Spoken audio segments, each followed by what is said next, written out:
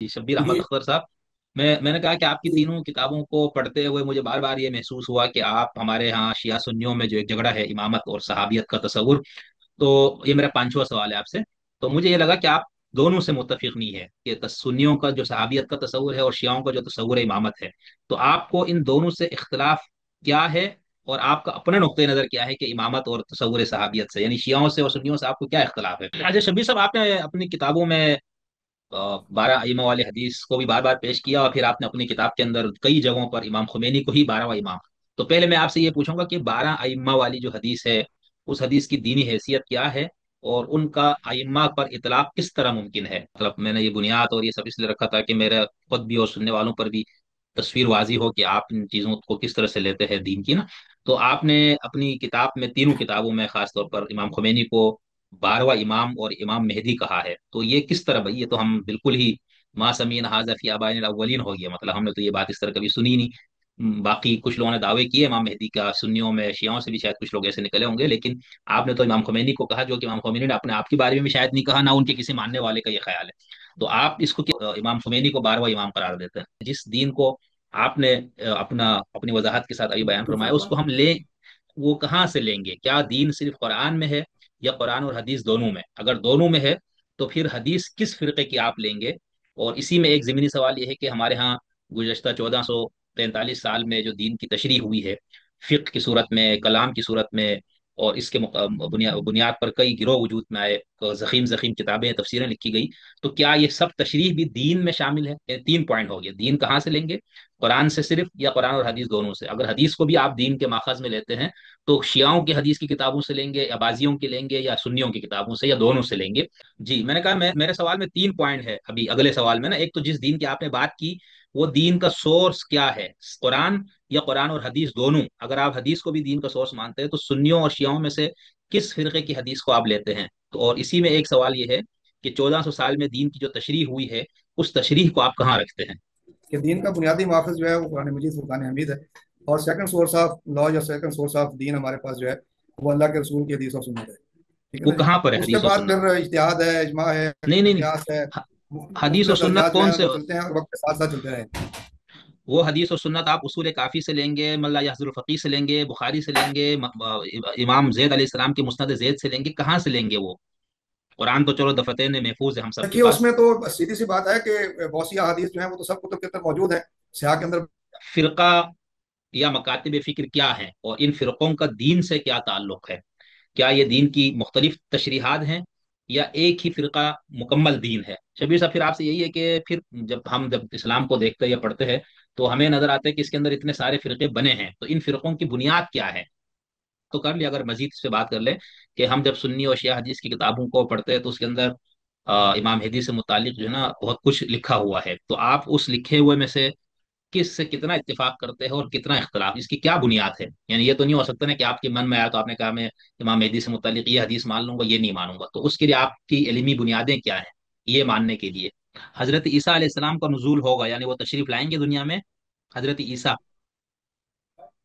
जब अगर ये पूरी तरह कामयाब ना हो, पूरी इंसानियत पे मामादी वाला निजाम नाफिज ना हुआ ना, फिर वो जी जी, बाकी काम हजरत ईसा अलैहिस्सलाम जो है ना वो मुकम्मल सही से। करेंगे। और ये बाग फदक पे बीवी फातिमा और हजरत अबूबकर का जो इख्तलाफ था, तो उस आपने ये शायद लिखा है कि बीवी फातिमा हक पे थी, और हजरत अबूबकर को उनकी बात मान लेनी चाहिए थी। वो तो यही है ना कि जी वो ऑलरेडी उन्होंने एक चीज नाफिज करके दिखा दी है। वो जो सिस्टम इस्लाम चाहता है वो तो उन्होंने जारी कर दिया। अब वो ठीक। खुद तो सीना खुद इमाम खुमैनी भी ना सुन्नी कैद में थे ना शिया कैद में, वो आज़ाद यानी इस्लाम के सही नुमाइंदगी जो होती है ना वो उन्होंने वो सिस्टम लगाया था। वहां पर उन्होंने अहले सुन्नत को भी वही मकाम दिया, अहले तशीह को भी, वो किसी को भी वो कमतर नहीं उन्होंने बताना। तो वो ऐसा सिस्टम है, अगर सारे इसको अपना लें तो फिर ये पूरी उम्मत दोबारा इकट्ठी हो सकती है। बहुत अच्छा। तो यानी कि हम सब अगर इमाम खुमैनी की आरा अफकार और उनको पढ़ें, तो हमें समझ में आएगा कि भाई इमाम मेहदी आ चुके हैं इमाम खुमैनी की शक्ल में, ऐसे ही? जी हाँ। ठीक है। आप दोनों का बहुत शुक्रिया। बस इंशाल्लाह, ये चूंकि शब्बीर साहब ने मुझसे कहा था भाई, मैंने कभी कैमरे के सामने बात नहीं की, तो मेरे लिए पता नहीं, तो मैंने उनसे कहा भाई पहली बार ही कोई ना कोई काम जो है इंसान को करना पड़ता है। तो बहुत अच्छी गुफ्तगू हुई। बस ये सलाम और आदाब, उम्मीद है आप सब दोस्त अहबाब खैरियत से होंगे। मैं शमसुद्दीन हसन शिगरी आज एक नए प्रोग्राम के साथ आपकी खिदमत में हाजिर हुआ हूँ। हमें कुछ दिन पहले एक शख्सियत से मेरा राब्ता हुआ, मोहतरम जनाब शब्बीर अहमद अख्तर साहब। बहुत ही उनका एक इदारा भी है, और उस इदारे के मातहत अभी तक उन्होंने 3 किताबें लिखी हैं। और उन 3 किताबों को पढ़ने का मुझे मौका मिला। एक किताब का नाम है तकमील कार रिसालत, दूसरी किताब का नाम है खिलाफतुल्लाह की तकमील हजरत ईसा, और तीसरी किताब है खलीफतुल्लाह अल्लामा इकबाल से माजरत के साथ। तो गुलाम शब्बीर साहब से उनकी कुछ गुफ्तगू मुझे बहुत मुनफरिद और यूनिक लगी।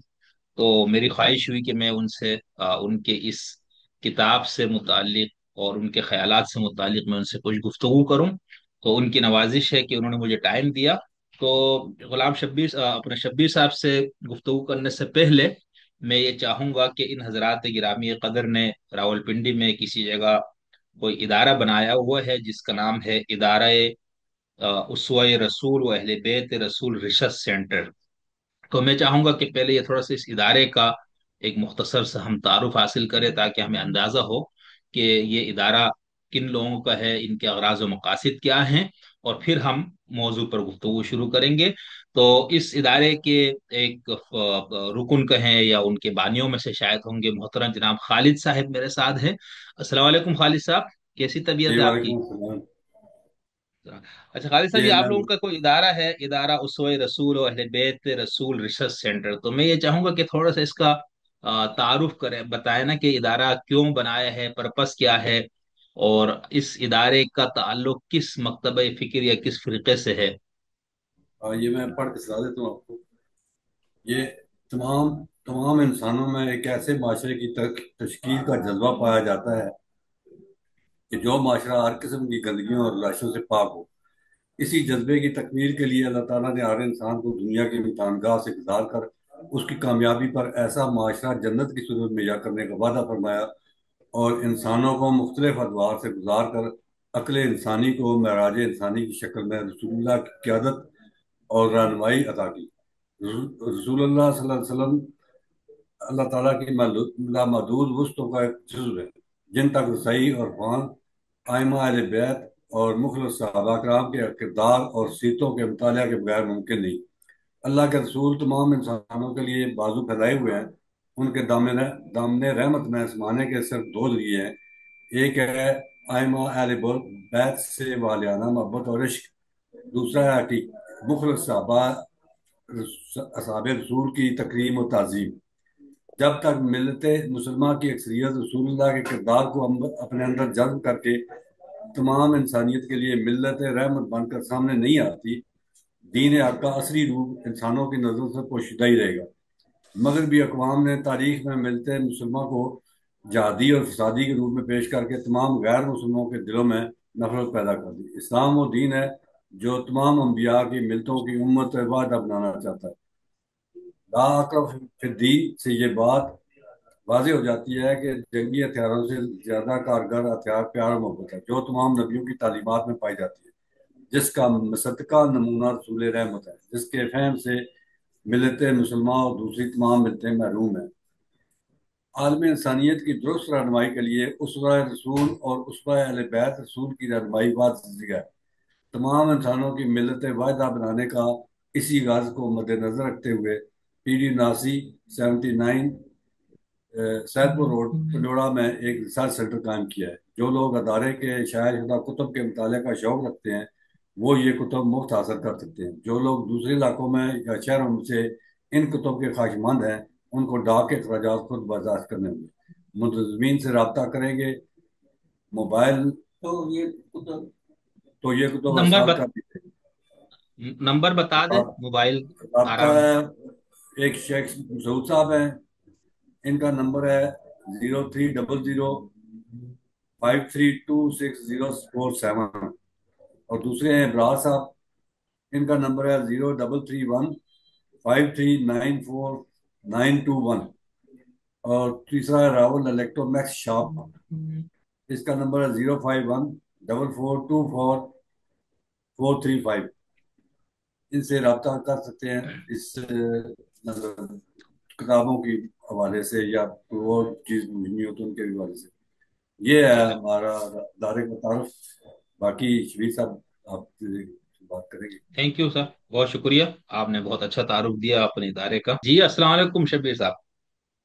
وعلیکم السلام ورحمۃ اللہ. کیسی طبیعت ہے آپ کی؟ اللہ کا شکر ہے. مزاج کے چلے الحمدللہ. بس وہ اصل میں آپ سے رابطہ ہوا، پھر آپ نے اپنی 3 کتابیں کمال محبت کا مظاہرہ فرماتے ہوئے ہمیں بھیجی. تو طالب علم کے طور پر ہم نے آپ کی کتابیں پڑھی، جس میں سے ایک ہے تکمیل کار رسالت، اور دوسری جو ہے وہ ہے خلافت اللہ کی تکمیل حضرت عیسیٰ، اور تیسری کتاب ہے خلیفت اللہ. اور آپ لوگوں کا جو ادارہ ہے وہ جیسے خالد صاحب نے اس کا تعارف کروایا، تو ایک تو ادارے کے نام سے بھی، اور دوسرا جو ہے آپ نے اس کتاب میں اپنا درد دل اور مسلمانوں کے زوال اور ان کو زوال سے نکالنے کے حوالے سے جو کچھ بیان کیا ہے، اس کو پڑھ کے مجھے خواہش ہوئی کہ میں آپ کے ساتھ گفتگو کروں. اور خاص طور پر آپ نے اپنی کتاب جو خلافت اللہ کی تکمیل ہے، اور یہ کتاب چاہیے ہے، اس کے کل صفحہ جو ہے وہ 58 صفحے پر مشتمل کتابچہ. اور اس کے اندر آپ نے جو ٹائٹل ہے فہم امامت اور تحفظ ختم نبوت، اور یہاں پر آپ نے شیعہ اثنا عشریہ کے 11 اماموں کے نام دیے ہیں، اور 12واں امام آپ نے امام مہدی امام خمینی کو قرار دیا. تو آپ نے پھر اپنی تینوں کتابوں میں اس پہ بات کی ہوئی ہے کہ آپ کو یہ لگتا ہے، یا آپ کا یہ نقطۂ نظر ہے کہ امام خمینی ہی وہ امام مہدی ہے جس کا لوگ انتظار کر رہے ہیں، سنی بھی اور شیعہ بھی. چونکہ امام مہدی کے تصور سے امام حضرت عیسیٰ علیہ السلام کے نزول کا بھی عقیدہ جڑا ہوا ہے. تو پھر مجھے بہت یہ حیرت بھی ہوئی، دلچسپی بھی ہوئی بہت. مجھے لگا کہ بھئی یہ تو میرا خیال سے ابھی تک جب سے امام خمینی آگ کے دنیا سے چلے گئے، آپ پہلی ہستی یا شخصیت ہے جنہوں نے امام خمینی کو 12واں امام یعنی امام مہدی قرار دیا. تو میں نے کہا کہ تھوڑا سا میں آپ سے اس موضوع پہ اور اس سے متعلقہ کچھ موضوعات پہ گفتگو کروں. تو میں آپ سے، چونکہ آپ کا نقطۂ نظر ذرا مختلف ہے سب سے، اور خلافت اللہ کے قیام، امام مہدی سے متعلق آپ کے تصورات، مسلمانوں کے دوبارہ عروج سے متعلق آپ کے خیالات، تو میں اس سے پہلے یہ چاہوں گا کہ کچھ سوالات تمہیدی کروں تاکہ ہمیں اندازہ ہو کہ آپ کا اپنا دین کے حوالے سے نقطۂ نظر کیا ہے. تو میں اس حوالے سے ایک سوال یہ آپ سے کرنا چاہوں گا کہ جب ہم دین کہتے ہیں تو شیعہ بھی دین کے قائل ہیں، سنی بھی ہیں، سنیوں کے تمام فرقے، شیعوں کے تمام فرقے سب یہی کہتے ہیں کہ بھئی ہم دین کے اوپر قائم ہیں، ہمارا مذہب یا ہمارا مسلک ہی سچا اور حقیقی حق کا مذہب ہے. تو ہم آپ سے اگر پوچھیں کہ آپ کا اپنا تصور دین کیا ہے، تو آپ اس کے اوپر کیا روشنی ڈالیں گے؟ محترم جناب شمس الدین حسن شیخری صاحب، میں آپ کا نہایت مشکور ہوں کہ آپ نے ہمارے ادارے اسوہ رسول اہل بیت رسول کے ادارے کی کتب کا نہ صرف بغور مطالعہ فرمایا اور مجھ ناچیز کو اس بات پہ آمادہ کیا کہ میں اس ریسرچ سینٹر کی کتب پر آپ کے اٹھائے ہوئے سوالات کا آن لائن زوم کے ذریعے سے جوابات دوں. مجھے اپنی گفتگو کی پستی کا ادراک ہے، لیکن بامر مجبوری تمام دوست احباب اور اس ادارے کے ساتھ تعاون کرنے والے حضرات کو سلام اور آداب کے ساتھ آپ کے سوالات کے جوابات دینے کی حتی المختور کوشش کروں گا. میں اپنے جوابات اچھا، نہایت مختصر مگر ٹو دی پوائنٹ دینے کی کوشش کروں گا. میری شبیر زندگی صاحب میں سوری، پہلی بار یہ انٹرویو ہے. میں اس میں ہلو اگر کوئی کمی شبیر کوتاہی صاحب. ہو تو حاضرین مجلس سے معافی چاہوں گا. میں اپنے جوابات نہایت مختصر مگر ٹو دی پوائنٹ دینے کی کوشش کروں گا. میری جی، زندگی میں پہلی بار یہ انٹرویو ہے. اس میں اگر کوئی کمی کوتاہی ہو تو حاضرین مجلس سے معافی چاہوں گا. آپ کا تصور دین میں آپ سے پوچھ رہا ہوں. میرا تصور دین محمد رسول اللہ صلی اللہ علیہ وسلم کے کردار کا درست ادراک جتنا مکمل ہوگا اتنا ہی وہ انسان دین کی سچی پیروی کا حقدار ہوگا. مسلمانوں نے حسبنا کتاب اللہ کو جو مقام دے رکھا ہے وہ اس لیے درست نہیں کہ کتاب اللہ کو سمجھنے کے لیے خود ملت مسلمہ کے اولین من المہاجرین والانصار کے طرز عمل سے ہٹ کر کوئی بھی فہم دین ہوگا وہ گمراہی کے سوا کچھ نہیں۔ جیسے کہ قرآن کا حکم ہے کہ اگر کوئی بات سمجھنے میں نہیں آ رہی تو اہل علم سے پوچھ لو۔ یہاں پر بھی رسول اللہ نے قرآن فہمی کے تینوں ذرائع کے حصول کی پوری نشاندہی کر دی، جو یوں ہے: اہل علم جن میں تمام سابقہ اہل علم اور قیامت تک آنے والے اہل علم بشمول سائنسی علوم کے، یہ سب قرآن کی مطابقت میں ہوں گے، جو کہ قرآن کے من جانب اللہ ہونے کی سب سے بڑی دلیل ہے۔ سابقون الاولون من المہاجرین والانصار نے قرآن پاک کی آیات کا جو مفہوم سمجھا، اگر اس میں اختلاف پیدا ہو جائے تو قرآن فہمی کا آخری ذریعہ اہل بیت یا اطہار ہوں گے۔ قیامت تک 12 ائمہ اہل بیت کی رہنمائی رسول اللہ کے دین کی بقا کی ضامن ہے۔ جتنی ان سے قربت اور محبت ہوگی اتنا ہی دین کا فہم اور شعور اجاگر ہوگا، اور اس انسان میں انسان کامل بننے کی صلاحیت پیدا ہو جائے گی۔ بہت شکریہ، تھینک یو۔ آپ اپنے آپ کو فرقوں سے الگ سمجھتے ہیں؟ نہیں، اب میاں ثناء اللہ صاحب جو ہے، میں یہ چاہ رہا ہوں کہ تھوڑا سا مطلب کہ کیا آپ دونوں کوئی الگ الگ مکتبہ فکر سے آپ کا تعلق ہے، یا آپ دونوں کے خیالات ایک جیسے ہیں، تاکہ یہ ہمارے سننے والوں کو اندازہ ہونا کہ دو لوگ اگر ایک ہی سوال پہ جواب دے رہے تو اس کی وجہ کیا ہے؟ میاں صاحب؟ جی السلام علیکم ورحمۃ اللہ وبرکاتہ۔ جی جی، وعلیکم السلام۔ جی بات یہ ہے کہ دیکھیں، آراء مختلف ہو سکتی ہیں، خیالات مختلف ہو سکتے ہیں، لیکن دین تو ایک ہی ہے، اور اس میں کوئی دوسرا کلام نہیں ہو سکتا، کیونکہ جو دین کی جی بنیادیں ہیں ان پر کسی قسم کا کوئی کلام ہو نہیں سکتا، جن کو ہم نصوص کہتے ہیں۔ نص کے بارے میں نہ کوئی، جو نصوص ہیں جیسے جس کو نص قطعی کہا جاتا ہے، یا قرآن مجید سے جو چیزیں قطعاً ثابت ہیں، جن کا حکم دے دیا گیا کیٹاگوریکلی، یا نبی علیہ الصلوۃ والسلام نے ان کی حرمت بیان کر دی ہے، یا ان کے کرنے کا یا نہ کرنے کا حکم دے دیا ہے، تو اس پہ تو نہ اجتہاد ہو سکتا ہے، نہ کوئی اجماع ہو سکتا ہے، نہ قیاس ہو سکتا ہے، وہ تو اسی طرح سے تسلیم کرنی ہے۔ باقی جو فروعات ہیں اس پہ ظاہر ہے کہ مختلف آراء ہو سکتی ہیں، اس میں تو کوئی ایسی بات نہیں ہے، نقطہ نظر مختلف ہو سکتا ہے، لیکن ایک بات اس میں جو ہے وہ خاص طور پہ جو ہونے کی ہے، اس نقطہ نظر کی بنیاد پر جو الجھاؤ پیدا کرنا ہے، جو ایک خاص سے ایجنڈے کے تحت اس امت کے اندر ایک انتشار کی شکل اختیار کر چکا ہے، اس سے اجتناب کرنا ضروری ہے۔ اور اگر بنیادی طور پر دین کو دیکھا جائے تو آپ بھی ماشاءاللہ پروگرام کر رہے ہیں، تو یقیناً اس پہ کوئی ریسرچ دیکھی یا پڑھی ہوگی۔ میری ناقص معلومات کے مطابق کوئی 95 to 98% مشترکات ہیں تمام مسالک کے اندر، بڑی مشکل سے کوئی 3 سے 5% جو ہے نا فروعات ہیں یا فروعی اختلافات ہیں، لیکن یہ المیہ ہے ہمارے یہاں کہ ہم ان مشترکات میں بات نہیں کرتے، نہ ہمارے ذرائع ابلاغ کرتے ہیں، اور ایک ایجنڈے کے تحت ان 3 سے 5% متفرقات کو ہمیشہ اچھالا جاتا ہے، اور مورد الزام ایک دوسرے کو ٹھہرایا جاتا ہے۔ تو اس کی بنیاد پر جو پھر ہم انتشار دیکھتے ہیں، افتراق دیکھتے ہیں، جس کو پھر وہ اختلاف رائے، جس کو اللہ کے رسول نے رحمت قرار دیا تھا، وہ جب فرقے کی شکل اختیار کر لیتی ہے، تو جس سے قرآن مجید نے بار بار منع کیا کہ وَلَا تَفَرَّقُوا، کہ آپس میں تم گروہ دار گروہ تقسیم نہ ہو جاؤ، پھر وہ تقسیم شروع ہو جاتی ہے۔ تو شبیر صاحب کی یہ کوشش یہ ہے کہ یہ جو تفرقے ہیں اس طرح سے ختم ہوں، اور ہم اسی دین کی طرف آئیں جو رسول اللہ صلی اللہ علیہ وسلم لے کر کے آئے تھے۔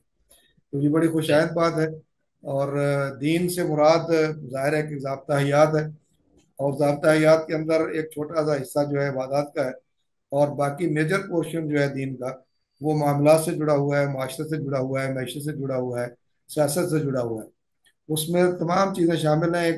لیکن یہ بھی ایک دوسرا المیہ ہمارا ہے کہ ہم نے وہ جو 90-95% جو پورشن ہمارا ہماری اخلاقیات سے، سماجیات سے، معاشیات سے جڑا ہوا ہے، اس کو اب اگنور کر دیا ہے، اور وہ جو 5% جو نمازیں، یعنی نفلی آپ سے کہہ رہا ہوں، جو 5% عبادات کا تعلق ہے، جو حقیقت میں 5% اس 95% کی تیاری کے لیے، ہم نے اس کو فوکس کر کے باقی ساری کو چھوڑ دیا۔ اس کا نتیجہ پھر معاشرے کے اندر آپ دیکھتے ہیں، جھوٹ ہے، بدیانتی ہے، خیانت ہے، دکان پہ آپ جائیں گے حاجی صاحب بھی ہوں گے، سب کچھ ہوگا، لیکن وہ کہیں گے یہ تو میرا میرا کاروبار ہے، اس میں تو میں ایسے نہیں رہ سکتا. وہ دین کا سارا جو ہے نا حلیہ بگاڑ لیتے ہیں. تو دین تو ایک اجتماعیت کا نام ہے، اور اجتماعیت کے اندر حقوق اللہ بھی ہیں، حقوق العباد بھی ہیں. اور یہ دین کا جو وسیع تر تصور ہے، جب تک یہ سامنے نہیں آتا، جس کا تعارف اللہ رب العالمین نے خود یہ کہہ کر کرایا کہ نہ دین عند اللہ الاسلام، کہ دین اللہ کے نزدیک صرف اسلام ہے. اور اسلام کیا ہے؟ کہ جو اللہ کے رسول علیہ الصلوۃ والسلام پر ایک کتاب کی شکل میں اپنے دین کو اللہ تعالیٰ نے نازل کیا، اور اس کی تشریح و تعبیر کا پورا اختیار جو ہے وہ اول و آخر رسول اللہ صلی اللہ علیہ وسلم کو عطا کیا. ٹھیک ہے نا جی. پھر جی کائنات کی جتنی بھی چیزیں ہیں، اس میں اللہ تعالیٰ کہتا ہے کہ انا فی خلق السماوات والارض واختلاف اللیل والنہار لآیات لأولی الالباب. تو ان آسمان اور زمین کی پیدائش اور دن اور رات کے اندر جو اختلافات ہیں، جو چھوٹی موٹی ہمیں چیزیں نظر آتی ہیں، یہ جو آنا جانا جن کا ہے، تو اس میں بھی اللہ کہتا ہے عقل والوں کے لیے نشانیاں ہیں. یہ ایک خالق ہے، ایک مالک ہے جس نے یہ ساری چیزیں بنائی ہیں. اس لیے کہ اللہ خالق کل شیء، کہ اللہ ہی ہر چیز کا خالق ہے. اور پھر ہر چیز جو ہے، جتنی بھی چیزیں ہیں، وہ ساری کی ساری، جتنے ستارے سیارے سب اپنی اپنی کہکشاں میں گردش کرتے ہوئے نظر آتے ہیں. تو یہ الرٹ اپ تو نظام نہیں بنایا اللہ تعالیٰ نے، اس کو ایک منصوبے کے تحت بنایا ہے. اور پھر یہ نظام آج سے نہیں ہے، یہ آدم علیہ السلام سے اس کی جیسے ابتدا ہوئی ہے، دین کی ابتدا بھی، دین اسلام کی ابتدا بھی وہیں سے ہوئی ہے. اور جیسے جیسے انسانیت گرو کرتی گئی ہے، اس کا مینٹل لیول گرو کرتا گیا، اس کی معاشرت گرو کرتی گئی ہے. تو یوں سمجھ لیے کہ جب انسانیت اپنی ایک پیک پر پہنچی ہے اور تکمیل تک پہنچی ہے، تو اللہ تعالیٰ نے اپنے دین کو مکمل کر دیا. اور اس لیے یہ آخری دین جو ہے، اب اللہ نے اسی کو پسند کیا کہ اس کے علاوہ اور کوئی دین قابل قبول نہیں ہے. ہاں، پہلے ادیان پر ایمان لانا، یعنی جو کتب سماوی تھیں، پہلے انبیاء پر ایمان لانا، وہ ہمارے ایمان کی اولین شرط قرار دے دی گئی ہے. اس کے بغیر جو ہے وہ کوئی آدمی مسلمان نہیں ہو سکتا. اور پھر اللہ نے اس نظام کو چلانے کے لیے جو ہے وہ قرآن مجید فرقان حمید نازل کیا، جس کے بارے میں کہا وَأَنزَلْنَا إِلَيْكَ الْكِتَابَ بِالْحَقِّ، اور ہم نے آپ پر حق کے ساتھ یہ کتاب اتاری ہے. تو یہ بنیادی ہمارا جو سورس ہے، دین کا منبع ہے، ماخذ ہے، الف لام میم ذالک الکتاب لا ریب فیہ ھدی للمتقین. اس کے بعد پھر پورا نظام زندگی ہے، اور اس کی تشریح و تعبیر کا اختیار جو ہے وہ اللہ نے اپنے رسول کو دیا، اور ذمہ داریاں یہ اچھا بتائیں آپ کی. یتلو علیہم، میں بات کمپلیٹ، یتلو علیہم آیاتی ویزکیہم ویعلمہم الکتاب والحکمہ، کہ یہ رسول صلی اللہ علیہ وسلم ہیں جو تمہارے سامنے قرآن کی تلاوت کرتے ہیں، ان کا معنی مفہوم آپ کو بتاتے ہیں، اور تزکیہ کرتے ہیں کہ اندر کی جو ساری کی ساری جتنی بھی خباستیں غلاظتیں ہیں اس کو پاک کرنے والے ہیں. اس لیے رسول کو اللہ نے یہ اختیار دیا، وما آتاکم الرسول فخذوہ وما نہاکم عنہ، کہ رسول تمہیں جو چیز دیں اس کو لے لو، جس سے منع کر دیں اس سے منع ہو جاؤ. گویا کہ حلال و حرام کے پیمانے اور ان کو متعین کرنے کا اختیار بھی اللہ تعالیٰ نے اپنے آخری رسول محمد کریم صلی اللہ علیہ وسلم کو دیا. یہاں تک کہ جتنی بھی آیات کریمہ ہیں ان کا احاطہ کرنا یہاں ممکن نہیں ہے، درجنوں کے حساب سے ہیں. ایک آیت صرف کہ اللہ رب العالمین نے جہاں اپنی بندگی کا حکم دیا ہے، وہیں اپنے رسول کی اطاعت کا حکم دیا ہے. وہ بندگی اس وقت تک مکمل نہیں ہو سکتی جب تک رسول کی اطاعت نہیں ہوتی، اس لیے کہ اللہ نے اپنی اطاعت کو رسول کی اطاعت کے ساتھ مشروط کیا ہے، اور فرمایا کہ میں یوت رسول فقط اطاع اللہ، کہ جس نے رسول کی اطاعت کی اس نے اللہ کی اطاعت کی. اور آپ کی ذات والا صفات کو اللہ تعالیٰ نے ایک complete code of life, complete اسوہ حسنہ جس کو کہتے ہیں، ایک رول ماڈل بنا کر دیا. لقد کان لکم فی رسول اللہ اسوۃ حسنہ، اور وہ ہمارے سامنے ہے. اور ظاہر ہے کہ قرآن دین اللہ کا ہے، نازل کتاب کی شکل میں قرآن مجید کی شکل میں ہوا ہے، اور نازل کس پہ ہوا ہے؟ محمد کریم صلی اللہ علیہ وسلم کے قلب اطہر پر. اور آپ ہی اس کے اول و آخر شارع ہیں، اس کو بیان کرنے والے ہیں.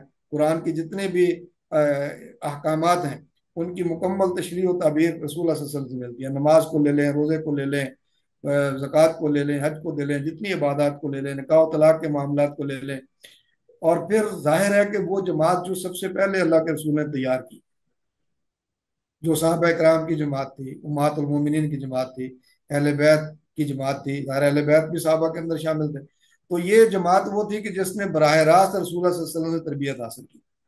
تو وہ پھر جو جس طریقے سے وہ دین کو سمجھے، جس طرح سے انہوں نے عمل کیا، عمل کر کے دکھایا، وہ رسول اللہ صلی اللہ علیہ وسلم کے بعد پھر ایک اور ہمارے لیے ایک قابل تقلید چیز آتی ہے کہ دیکھیں ان لوگوں نے ایسے عمل کیا تھا، آپ کو بھی ایسے عمل کرنا ہے.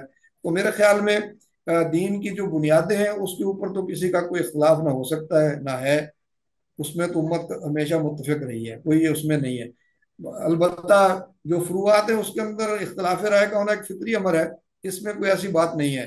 اور شبیر صاحب کو میں داد دیتا ہوں کہ یہ ان کا جو مشن ہے، یہ جو لے کر چلے ہیں کہ امت کو ایک ہونا چاہیے اور وہ امت نظر آنی چاہیے جو رسول اللہ صلی اللہ علیہ وسلم نے قائم کی تھی۔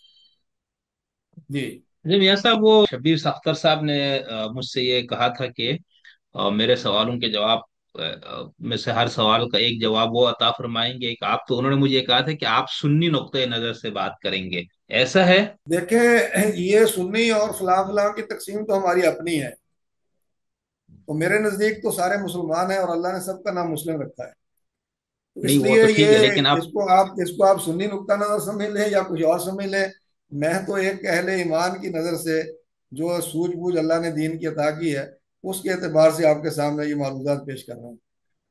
چلیں ٹھیک ہے، مجھے تو اصل میں انہوں نے یہ بتایا تھا کیونکہ میرا خیال سے شبیر صاحب خود آ، مطلب میرے خیال سے فقہ وغیرہ کے یہ خود حساب بھی سے ایسی وہ تفریق کرتے نہیں ہیں اس کی، لیکن ان کا خیال یہ تھا کہ شاید ان کے کوئی اپوننٹ نقطہ نظر ہوگا تو اس کو یہ کہتے ہیں کہ یہ سنی نقطہ نظر ہے۔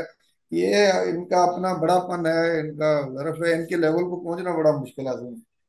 جی بولیں۔ اچھا میں اچھا، تو کہہ رہا ہوں چلیں کہ جوابات مختصر ہوں اور ٹو دی پوائنٹ ہوں، 4-5 لائنوں میں نے پہلے سوال کا جواب دے دیا ہے، آپ نے اتنی ہاں، لمبی تشریح کر کے کوئی خاص وہ کسی اس پہ نہیں لے کے آئے نا کہ لیکن بھائی شبیر صاحب چلے، میں یہ آپ سے اب جیسے میاں صاحب نے اب بھی دوسرا فرمایا کہ ہم، دوسرا سوال ان سے پہلے کریں نا۔ ہاں میاں صاحب نے جیسے کہا کہ اسلام جو ہے وہ پورا ضابطۂ حیات ہے اور 98 یا 95% پہ تمام مسلمانوں کو اتفاق ہے، 5% چیزیں وہ ہیں جو جس پر اختلاف ہے اور جس کی وجہ سے ہمارے میڈیا یا سوشل میڈیا پہ بھی لوگ زیادہ تر انہی اختلافی چیزوں کو ہی اچھالتے یا اس پہ بات کرتے، تو اب اس پہ پھر انہوں نے یہ فرمایا کہ ہم یعنی حضور صلی اللہ علیہ وسلم اور اصحاب اور امہات اور اہل بیت یہ سب نے اسی دین کو آگے پہنچایا، تو پھر میرا اگلا سوال یہ کہ جس دین کو آپ نے اپنی وضاحت کے ساتھ ابھی بیان دوسرا فرمایا اس سوال کو ہم لیں، وہ کہاں سے لیں گے؟ کیا دین صرف قرآن میں ہے یا قرآن اور حدیث دونوں میں؟ اگر دونوں میں ہے تو پھر حدیث کس فرقے کی آپ لیں گے؟ اور اسی میں ایک ضمنی سوال یہ ہے کہ ہمارے ہاں گزشتہ 1443 سال میں جو دین کی تشریح ہوئی ہے فقہ کی صورت میں، کلام کی صورت میں، اور اس کے بنیاد پر کئی گروہ وجود میں آئے، زخیم زخیم کتابیں تفسیریں لکھی گئی، تو کیا یہ سب تشریح بھی دین میں شامل ہے؟ یعنی 3 پوائنٹ ہو گیا، دین کہاں سے لیں گے؟ قرآن سے صرف یا قرآن اور حدیث دونوں سے؟ اگر حدیث کو بھی آپ دین کے ماخذ میں لیتے ہیں تو شیعوں کے حدیث کی کتابوں سے لیں گے یا بازیوں کی لیں گے یا سنیوں کی کتابوں سے یا دونوں سے لیں گے؟ اور تیسرا اس میں یہ پوائنٹ کہ 1400 سال میں جو تشریح آپ کی ہوئی ہے آواز کٹ اس رہی ہے۔ کو، جی میں نے کہا میرے سوال میں 3 پوائنٹ ہے ابھی اگلے سوال میں نا، ایک تو جس دین کی آپ نے بات کی وہ دین کا سورس کیا ہے، قرآن یا قرآن اور حدیث دونوں؟ اگر آپ حدیث کو بھی دین کا سورس مانتے ہیں تو سنیوں اور شیعوں میں سے کس فرقے کی حدیث کو آپ لیتے ہیں؟ تو اور اسی میں ایک سوال یہ ہے کہ 1400 سال میں دین کی جو تشریح ہوئی ہے اس تشریح کو آپ کہاں رکھتے ہیں؟ دیکھیں، میرے خیال میں ان بہت سی باتوں کا جواب تو میں نے پہلے جو آپ نے سوال کیا تھا اس میں عرض کر دیا ہے کہ دین کا بنیادی ماخذ جو ہے وہ قرآن مجید فرقان حمید ہے، اور سیکنڈ سورس آف لا یا سیکنڈ سورس آف دین ہمارے پاس جو ہے وہ اللہ کے رسول کی حدیث اور سنت ہے۔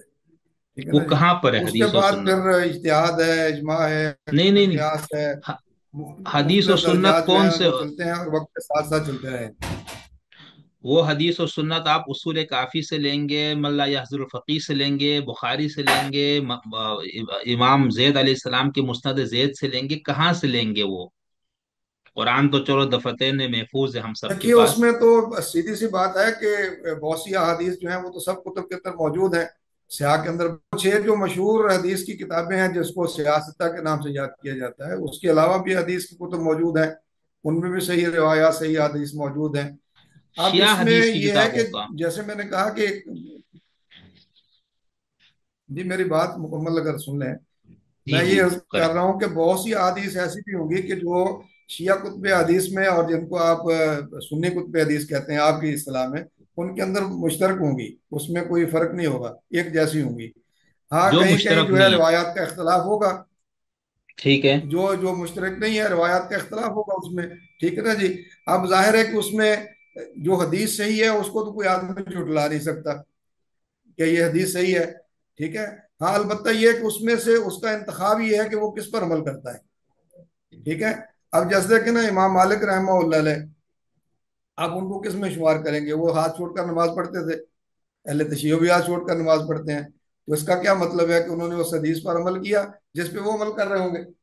اسی طرح سے باقی ائمہ کرام کے بارے میں بھی یہی ہے کہ جنہوں نے جہاں سے اپنے اس ماخذ کو لیا حدیث کو، اس پر انہوں نے عمل کر لیا، اور امام جعفر صادق رحمہ اللہ علیہ نے جن حدیث کو لیا انہوں نے اس پر عمل کر لیا، اور اس کی بنیاد پر یہ ہمارے مختلف مکاتب فکر جو ہیں وہ میں نے کہا فروعات کے اندر اختلاف ہے۔ اب مثال کے طور پر دیکھیں، نماز کے اندر اہل شیعہ ہوں، اہل تشیع ہوں، اہل سنی ہوں، کچھ بھی ہوں، جس کو بھی آپ کہہ لیں، کسی کا یہ نقطہ نظر نہیں ہو سکتا کہ آپ نماز کے بعد رخ سے ہٹ کے پڑھ سکتے ہیں، کسی کا یہ نہیں ہو سکتا کہ آپ نجس حالت میں پڑھ سکتے ہیں، کسی کا نہیں ہو سکتا کہ نعوذ باللہ غلاظت والی جگہ پر پڑھ سکتے ہیں، کسی کا نہیں ہو سکتا بے لباس ہو کر پڑھ سکتے ہیں، سطر بم سب کا ہوگا، تو سب اس میں متفق ہیں۔ اختلاف کس بات پر ہوگا؟ کوئی کہتا ہے کہ جی ہاتھ ناک کے اوپر باندھ لیجئے، کوئی کہتا ہے ہاتھ چھوڑ کر باندھ لیجئے، کوئی کہتا ہے جی کانوں کو لو تک اٹھا لیجئے، کوئی کہتا ہے جی کندھوں تک اٹھا لیجئے۔ یہ فروعی اختلاف ہے، اس میں کوئی چلے ٹھیک، بنیاد پر اختلاف ٹھیک، نہیں ہے نماز کی۔ ٹھیک ہو گیا۔ اب یہ جو 14 سال میں دین کی سب نے تشریح کی، وہ دین کا حصہ ہے یا وہ اضافی چیز ہے؟ دیکھیں دین تو قرآن و سنت کا نام ہے، اور ٹھیک ہے، وقت کے ٹھیک ہے، ساتھ ساتھ اجتہاد کے دروازے بند نہیں ہوئے ہیں۔ ٹھیک ہو گیا، ٹھیک مثال کے ٹھیک، طور پر چلے، اس وقت آپ کے پاس کوئی ہوائی جہاز نہیں تھا، لوگ اپنی سواری پہ نماز پڑھتے تھے، جہاں دل کیا اپنے سواری کو روک لیا، نماز پڑھ لی، ٹھیک ہے نا جی۔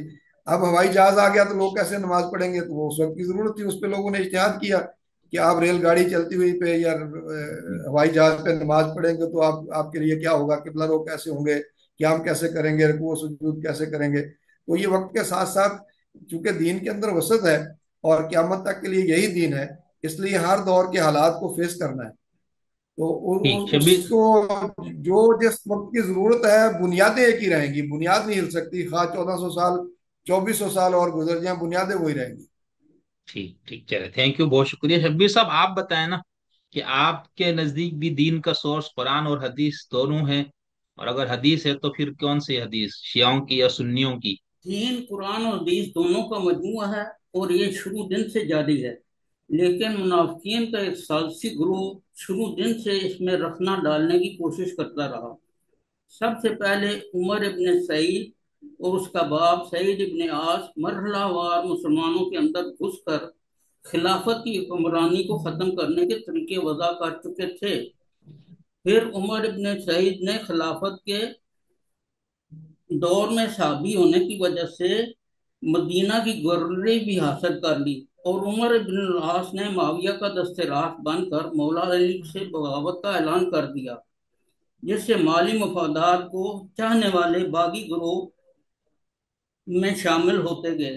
رسول اللہ نے ان منافقین کا پردہ چاک کرنے کے لیے صحابہ کرام کو ہر طرح سے سمجھایا، لیکن صحابہ کرام ان منافقین کی شناخت سے محروم رہے۔ اسی لیے حضرت عمر حضرت حذیفہ بن یمان سے دریافت کرتے ہیں کہ میرے گورنروں میں کوئی منافق تو نہیں؟ اس طرح سے یہ منافقین بہت ہوشیاری سے کاروبار مملکت میں اثر انداز ہوتے تھے۔ اس طرح سے جب شام اور مصر کی گورنری ان کے ہاتھ لگ گئی تو ان کی قوت میں بے پناہ اضافہ ہو گیا۔ ساتھ ہی شہنشاہ روم سے گھریلو تعلقات اس قدر گہرے کر لیے کہ بعض روایات سے ثابت ہے کہ روم کی ایک شہزادی نے اسلام قبول کر لیا تو معاویہ نے اس سے شادی کر لی، جس کے بطن سے یزید پیدا ہوا۔ شہنشاہ روم نے شادی کے موقع پر اپنے ایک درباری بسر بن ارطاد کو تحفے اور نذرانے کی شکل میں معاویہ کی خدمت میں پیش کیا۔ یہ بھی قدرت کا کرشمہ ہے کہ نصر بن ارطاد معاویہ کا ہم شکل تھا، جیسے جڑواں بھائی ہم شکل ہوتے ہیں۔ یزید کی پیدائش کے 2-3 سال بعد یزید کی خالہ اسے اپنے ساتھ شاہی محل میں لے گئی، جہاں اس پر اس نے اسلام کی بجائے مادر پدر آزاد شاہانہ زندگی کے طور طریقے سیکھے، جہاں پر شراب نوشی، ریشمی لباس اور موسیقی اس کی رگ و پے میں سما گئی، جیسے آگے چل کر دین یزید کی شکل اختیار کر رہی، جو کہ اسلام کی نظر میں طاغوتی نظام ہے۔ اس نظام کو نیست و نابود کرنے کے لیے جس ہستی کو رسول اللہ سب سے زیادہ پیار کرتے تھے وہ حضرت امام حسین کی مبارک ہستی تھی، جس نے جان اور مال اور اولاد سب کو اللہ کی راہ میں قربان کر کے دین اسلام کی عظمت کو بچا لیا، جس پر علامہ اقبال نے تبصرہ کرتے ہوئے فرمایا، حسین تیری عظمت کے کیا کہنے کہ تو نے یزید کے نام کو ایک گالی کے مقام پر لا کھڑا کیا، کہ عالم انسانیت جتنی اس نام سے نفرت کرتے ہیں کسی اور نام سے نہیں، کیوں نہ ہو کہ فرعونیت، نمرودیت اور یزیدیت سب کے سب طاغوتی دین ہیں۔ معاویہ کے دور حکومت میں جب مغیرہ بن شعبہ کوفہ کے گورنر تھے تو معاویہ کو اپنے ذرائع سے یہ پتہ چلا کہ مغیرہ نے بیت المال میں خود کی ہے، جس کی جواب طلبی کے لیے معاویہ نے اس کو اپنے دربار شام میں طلب کیا۔ ایک روایت یہ ہے کہ مغیرہ کو جب مالی معاملات کے لیے پوچھ گچھ کی گئی تو مغیرہ نے کہا کہ مجھے اندیشہ ہوا کہ آپ کے بعد نظام حکومت کہیں بکھر نہ جائے، تو میں نے باثر افراد کو یزید کی خلافت پر آمادہ کرنے کے لیے بیت المال سے کثیر رقم خرچ کر دی، تاکہ مسلمانوں کے نظام میں حکومت پھر سے خانہ جنگی کی صورت اختیار نہ کر لے۔ ایک دوسری روایت میں ہے کہ جب معاویہ نے مغیرہ کو شام طلب کیا تو وہ سیدھا یزید کے پاس گیا اور کہا، معاویہ اب بوڑھے ہو چکے ہیں، اگر تو اپنے والد کو اس بات پر آمادہ کر دے کہ وہ اپنی زندگی میں ہی تم کو خلیفہ بنا دے تاکہ اموی حکمرانی کا تسلسل قائم رہے۔ یزید نے جب اپنے والد سے خلافت کی نامزدگی کی تجویز پیش کی تو معاویہ نے حیرت سے کہا کہ اتنی دور اندیشی اور بصیرت تمہارے دماغ میں کیسے آئی؟ تو یزید نے کہا، مغیرہ بن شعبہ نے مجھے اس پر آمادہ کیا۔ تو معاویہ نے مغیرہ کی گورنری سے معزولی کا حکم نامہ واپس لے لیا۔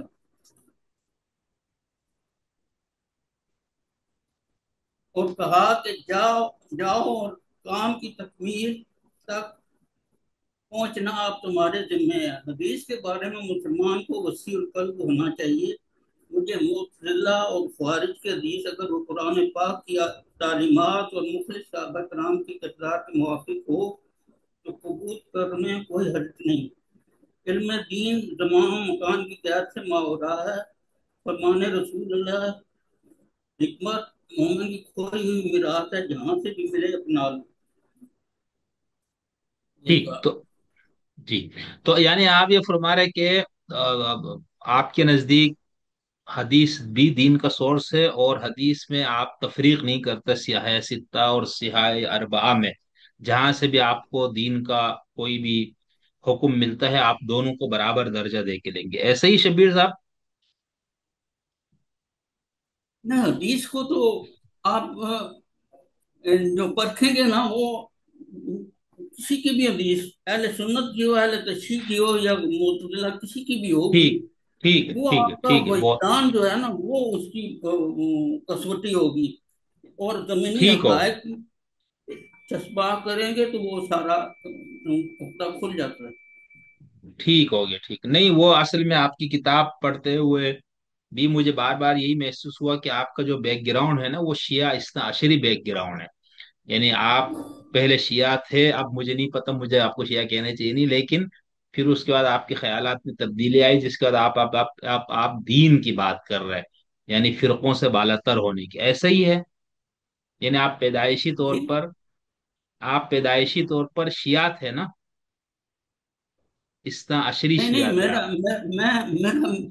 میرے ایک فیملی جو تھی وہ میں خود سنی مکتب فکر سے تھا، جماعت اچھا، اسلامی سے میرا تعلق ہے۔ ٹھیک ٹھیک ٹھیک ٹھیک، اچھا نہیں، وہ اصل میں آپ نے جس طرح سے بار بار 12 اماموں کا یا جس طرح کی چیزوں کے آپ حوالے دے رہے ہیں نا، اس سے مجھے ایسا لگا کہ جیسے آپ کا تعلق شیعہ مسلک سے تھا، اور اب آپ نہیں مسلکوں کو نہیں چھوڑ کے دین کی بات کر رہے ہیں. ٹھیک نہیں، ہے. بارہ ٹھیک. اماموں کو تو میں حقیقت جب مجھے عیاں ہوئی مجھ پہ، تو اس کے بغیر تو دین ہاں مکمل ہو بھی چلے. نہیں سکتا. ٹھیک ہے، وہ میں ابھی جی آپ سے آگے پوچھوں گا. ٹھیک ہے. اچھا، میرا اگر سوال یہ کہ فرقہ یا مکاتب فکر کیا ہے، اور ان فرقوں کا دین سے کیا تعلق ہے؟ کیا یہ دین کی مختلف تشریحات ہیں، یا ایک ہی فرقہ مکمل دین ہے؟ چلیے چلیے چلیے، جو شبیر صاحب کا جو حکم. کچھ. دیکھیے بات یہ ہے شاہز بھائی کہ جو مکاتب فکر ہے نا، یہ تو مختلف چیز ہے اور فرقہ مختلف چیز ہے، جو پہلے بھی میں اچھا، نے یہ گزارش تھوڑا کی. بتائیں. میں نے اچھا. پہلے بھی گزارش کی مکاتب فکر تو دیکھیں نا، ہم چار لوگ یہاں بیٹھے ہوتے ہیں، ہماری چاروں کی رائے مختلف ہوگی. ٹھیک ہو گیا. کسی معاملے میں ہمارا اختلاف ہو سکتا ہے، تو یہ وہ کہیں گے جی میری رائے اس میں یہ ہے، آپ کا میری، آپ کو حق حاصل ہے اس کی. لیکن اس رائے کی بنیاد پر اڑ جانا کہ جو میں کہہ رہا ہوں یہی درست ہے اور باقی سارے کے سارے جھوٹے اور غلط ہیں، یہ وہ تفرقہ ہے، پھر فرقہ ہے کہ اس نے اپنے فرقے کی پوجا شروع کر دی. جیسے شبیر صاحب نے کہا کہ دین سے نکل گیا، اس نے قرآن کو چھوڑ ٹھیک. دیا، اس نے حدیث کو چھوڑ دیا، اس نے سیرت کو چھوڑ دیا، ساری چیزوں کو چھوڑ دیا. اس نے کہا کہ صحیح. نہیں، جو میں نے سمجھ لیا میں نے کہا وہ صحیح ہے، باقی سب غلط ہے. اور اس کی ٹھیک. بنیاد پر پھر یہی نہیں معاملہ رکا، اس کی بنیاد پر پھر کسی کو دائرہ اسلام میں داخل کرنا، کسی کو خارج کرنا، یہ بھی اس نے اپنا اختیار لے لیا کہ جس پہ ٹھیک. چاہے کفر کا فتویٰ لگا دے، جس پر چاہے نہ لگائے. تو یہ چیز جو ہے نا، یہ خطرناک ہے، یہ امت کے ٹکڑے کرنے والی ہے، امت کو بکھیرنے والی ہے. البتہ جو مختلف آراء ہیں، مختلف جو مکاتب فکر ہیں، اس میں تو کوئی ایسی بات نہیں، بشرطے کہ وہ اس دائرے کے اندر چلتے رہیں جو دین کے دائرے سمجھنے کے نبی علیہ الصلوۃ والسلام سے چلے آ رہے ہیں، اور جس کا تذکرہ ابھی شبیر صاحب نے بھی کیا ہے. اور وہ اگر سیاسی طور پر دیکھیں تو وہ جو خلافت کا نظام چل رہا تھا، وہ جب ڈیریل ہوا، پٹڑی سے اترتا ہوا نظر آیا، اور اس میں یعنی وہ ملوکیت کی طرف جانا شروع ہوا، تو اس کے راستے میں بند باندھنے کے لیے سیدنا حسین رضی اللہ عنہ جیسی شخصیت آ گئی کہ یہ تو دین کا ایک حصہ منظم ہو رہا ہے جو سیاسی نظام ہے پورے کا پورا. تو لہذا انہوں نے قربانیاں دی اس کے لیے کہ اس نظام کو بچایا جائے، کہ جیسے میں نے پہلے کہا کہ یہ سیاسی نظام بھی دین کا حصہ ہے، اس کے لیے قربانی دی انہوں نے، آگے نکلے. آج بدقسمتی سے ہم جو ہے نا وہ جب کوئی بات یہ کرتا ہے، فرض کریں اگر میں یہ بات کروں تو جٹ سے ایک فتویٰ آ جائے گا کہ جناب یہ تو شیعہ ہو گیا، ٹھیک ہے نا جی. اگر کوئی اس کے برعکس بات کرے گا تو وہ کہے گا دیکھیں جی یہ تو یزید کام ہی ہو گیا. اصل میں جو بیلنس ہے وہ رکھنا، اور جو صحیح منہج ہے اس کی طرف بڑھنا، یہ ایک مسلمان کے لیے ہے، اس کے لیے اس کے دین کی نشانی ہے، اور وہ امت کو جوڑنے والی ہے. اس کی بیسیوں مثالیں آپ دیکھ لیجیے. ابھی آپ ٹھیک. دیکھیں نا کہ ایران کے اندر اسرائیل نے حملہ کیا، تو کیا اس نے یہ سمجھ کر کیا کہ یہ یہاں پر شیعہ بستے ہیں، نعوذ باللہ یہ کافر ہیں، ان کو مارنا ہے؟ اس کے نزدیک تو مسلمان ہیں سارے کے سارے، اس نے مار دیا جہاں چاہ جا کر کے. ٹھیک ہے، افغانستان کے جی. اندر دیکھ لیجیے، کشمیر کے اندر دیکھ لیجیے. لیکن اگر تفرقے کے اوپر آئیں گے تو پھر ہر فرقہ کہے گا کہ نہیں جی ہم تو ٹھیک ہے، فلاں کو جو مارا وہ ٹھیک ہے، اور ہمیں وہ کسی کو نہیں بخشتے پھر، اس کے لیے تو سارے کے سارے ایک جیسے ہیں. تو اس لیے یہ یعنی اس کے اندر سوجھ بوجھ رکھنا، اور میرے خیال میں یہ اہل علم لوگوں کا کام ہے کہ وہ لوگوں کو سمجھائیں کہ اگر کوئی ایک سوچ اور فکر کا حامی ہے تو اس کے لیے آپ اس پر قدغن کیوں لگاتے ہیں، پابندی کیوں لگاتے ہیں؟ اس کو حق حاصل ہے صحیح. اپنی رائے کا اظہار کرے. ہاں، رائے کا اظہار کرتے ہوئے اس دائرے کے اندر رہے جو ایک سلجھے ہوئے آدمی کا دائرہ ہے، ایک عالم آدمی کا دائرہ ہے. اس کو کراس نہ کرے، لوگوں کی پگڑیاں نہ اچھالے، لوگوں پر تکفیر کے فتوے نہ لگائے. ٹھیک ہے نا جی. اور اس دین کی دعوت کو پیش کرے جو رسول اللہ صلی اللہ علیہ وسلم لے کر کے آئے ہیں، اور جس کے عملی مظاہر ہمارے سامنے موجود ہیں، 1400 سال سے چلے آ رہے ہیں. چلے. اچھا شبیر صاحب، آپ ان کے بات سے مکمل متفق ہے؟ آپ کا کوئی اختلافی پوائنٹ ہے؟ اگر بالکل یہی بات آپ کا بھی ہے تو پھر ہم اگلے سوال پہ چلتے ہیں. نہیں، میں تو اختلافی بات یہ ہے کہ پھر اگر دین کا وجود وہی ہے اور 1400 سال سے ہم واقعی مسلمان ہیں، تو پھر ہم پہ یہ فکریں کیوں نازل ہیں؟ فرقہ دین اسلام ایک دوسرے کی ضد ہیں، جہاں فرقہ ہوگا وہاں دین نہیں ہوگا، جہاں دین ہوگا وہاں فرقہ نہیں ہوگا. جب تک تمام مکاتب فکر پورے اسلام میں داخل نہیں ہو جاتے، ان کی زندگی جہالت کی زندگی ہوگی. میں تو ان کو نہیں مانتا کہ لہرا لہرا فرقے بنا کر بھی سمجھیں کہ نہیں جی ہم جو اس دائرے میں موجود ہیں وہ दीन का कोई नुकसान नहीं है, हम उनको कहीं वो नहीं करते। तो अल्लाह ताला को उदखुलू फी सिल्म काफा से कम कर हालत काबिल कबूल ही नहीं है। तो सही। फिरका तो बनाने को उसको फिर ऑन करना कि नहीं ये भी फिरका ठीक है, वो भी फिरका ठीक है, वो भी सारे के सारे देवबंदी बरेलवी एलएलडी सारे एक ही जैसे हैं, तो फिर तो उदखुलू फी सिल्म काफा कैसे होगा? ठीक, ठीक, बिल्कुल सही। बहुत अच्छा। लेकिन ये इसके अंदर वो जैसे यानी आप ये फरमा रहे कि अभी जो हमारे पास शिया सुन्नी फलाना देवबंदी वहाबी, तो आप ये कह रहे कि ये सब फिरके हैं और इस्लाम का मुतालबा ये है कि फिरके नहीं होने चाहिए। ठीक, बिल्कुल ठीक। अच्छा, मेरा अगला सवाल शबीर साहब फिर आपसे यही है कि फिर जब इस्लाम को देखते हैं या पढ़ते हैं, तो हमें नजर आता है कि इसके अंदर इतने सारे फिरके बने हैं, तो इन फिरकों की बुनियाद क्या है, क्यों बने हैं ये सारे? पांचवा सवाल। फिर क्यों बने क्या? चौथा सवाल, मुसलमानों में फिरके की बुनियाद क्या है? अच्छा क्या है? इमामत का तासुब से पाक शऊर का ना होना। अच्छा। इमामत को सब मानते हैं, लेकिन उसमें अपने जो सबक बना के रखा हुआ उनकी ना इत्तबा करनी है, ना उनको अपनी हुक्मरानी के लिए उनके पीछे चलना है। तो फिर वो इमामत, ऐसी इमामत क्या है? ये तो अहले सुन्नत के चार इमाम बने हुए हैं, और ये भी मानते हैं कि फिका जाफरिया भी ठीक है, लेकिन उसको वो स्टेटस नहीं दिए हुए इन्होंने। इन्होंने उसको निकाल के अलहदा रखा हुआ है कि ये तो अहले तशरीह वाले फिका से फिका है। तो उसके उसके तो पैरवीकार ही नहीं रहे। तो तासुब से पाक इमामत का जो शऊर ना होना, दोनों फिरके इमामत में अफरात तफरीक का शिकार होने की वजह से इख्तलाफ राय को बढ़ाकर फरके में तब्दील कर देते हैं। अहले तशरीह में भी सही। और अहले सुन्नत में भी दोनों वो इमामत के मकाम को कुछ बात बढ़ा देते हैं, तो वो भी गलत हो जाता है। और इधर अहले सुन्नत वाले जो है वो पहले तशरीह में से किसी इमाम की भी वो पैरवाई को अपना वो दीन का हिस्सा नहीं बनाते। कहते रसूलुल्लाह के बाद बात खत्म हो गई, वो सारा कुछ मुकम्मल हो गया। ठीक। मियां सर साहब, आप इस पे कुछ अर्ज करना चाहेंगे या मैं अगले सवाल पे जाऊं?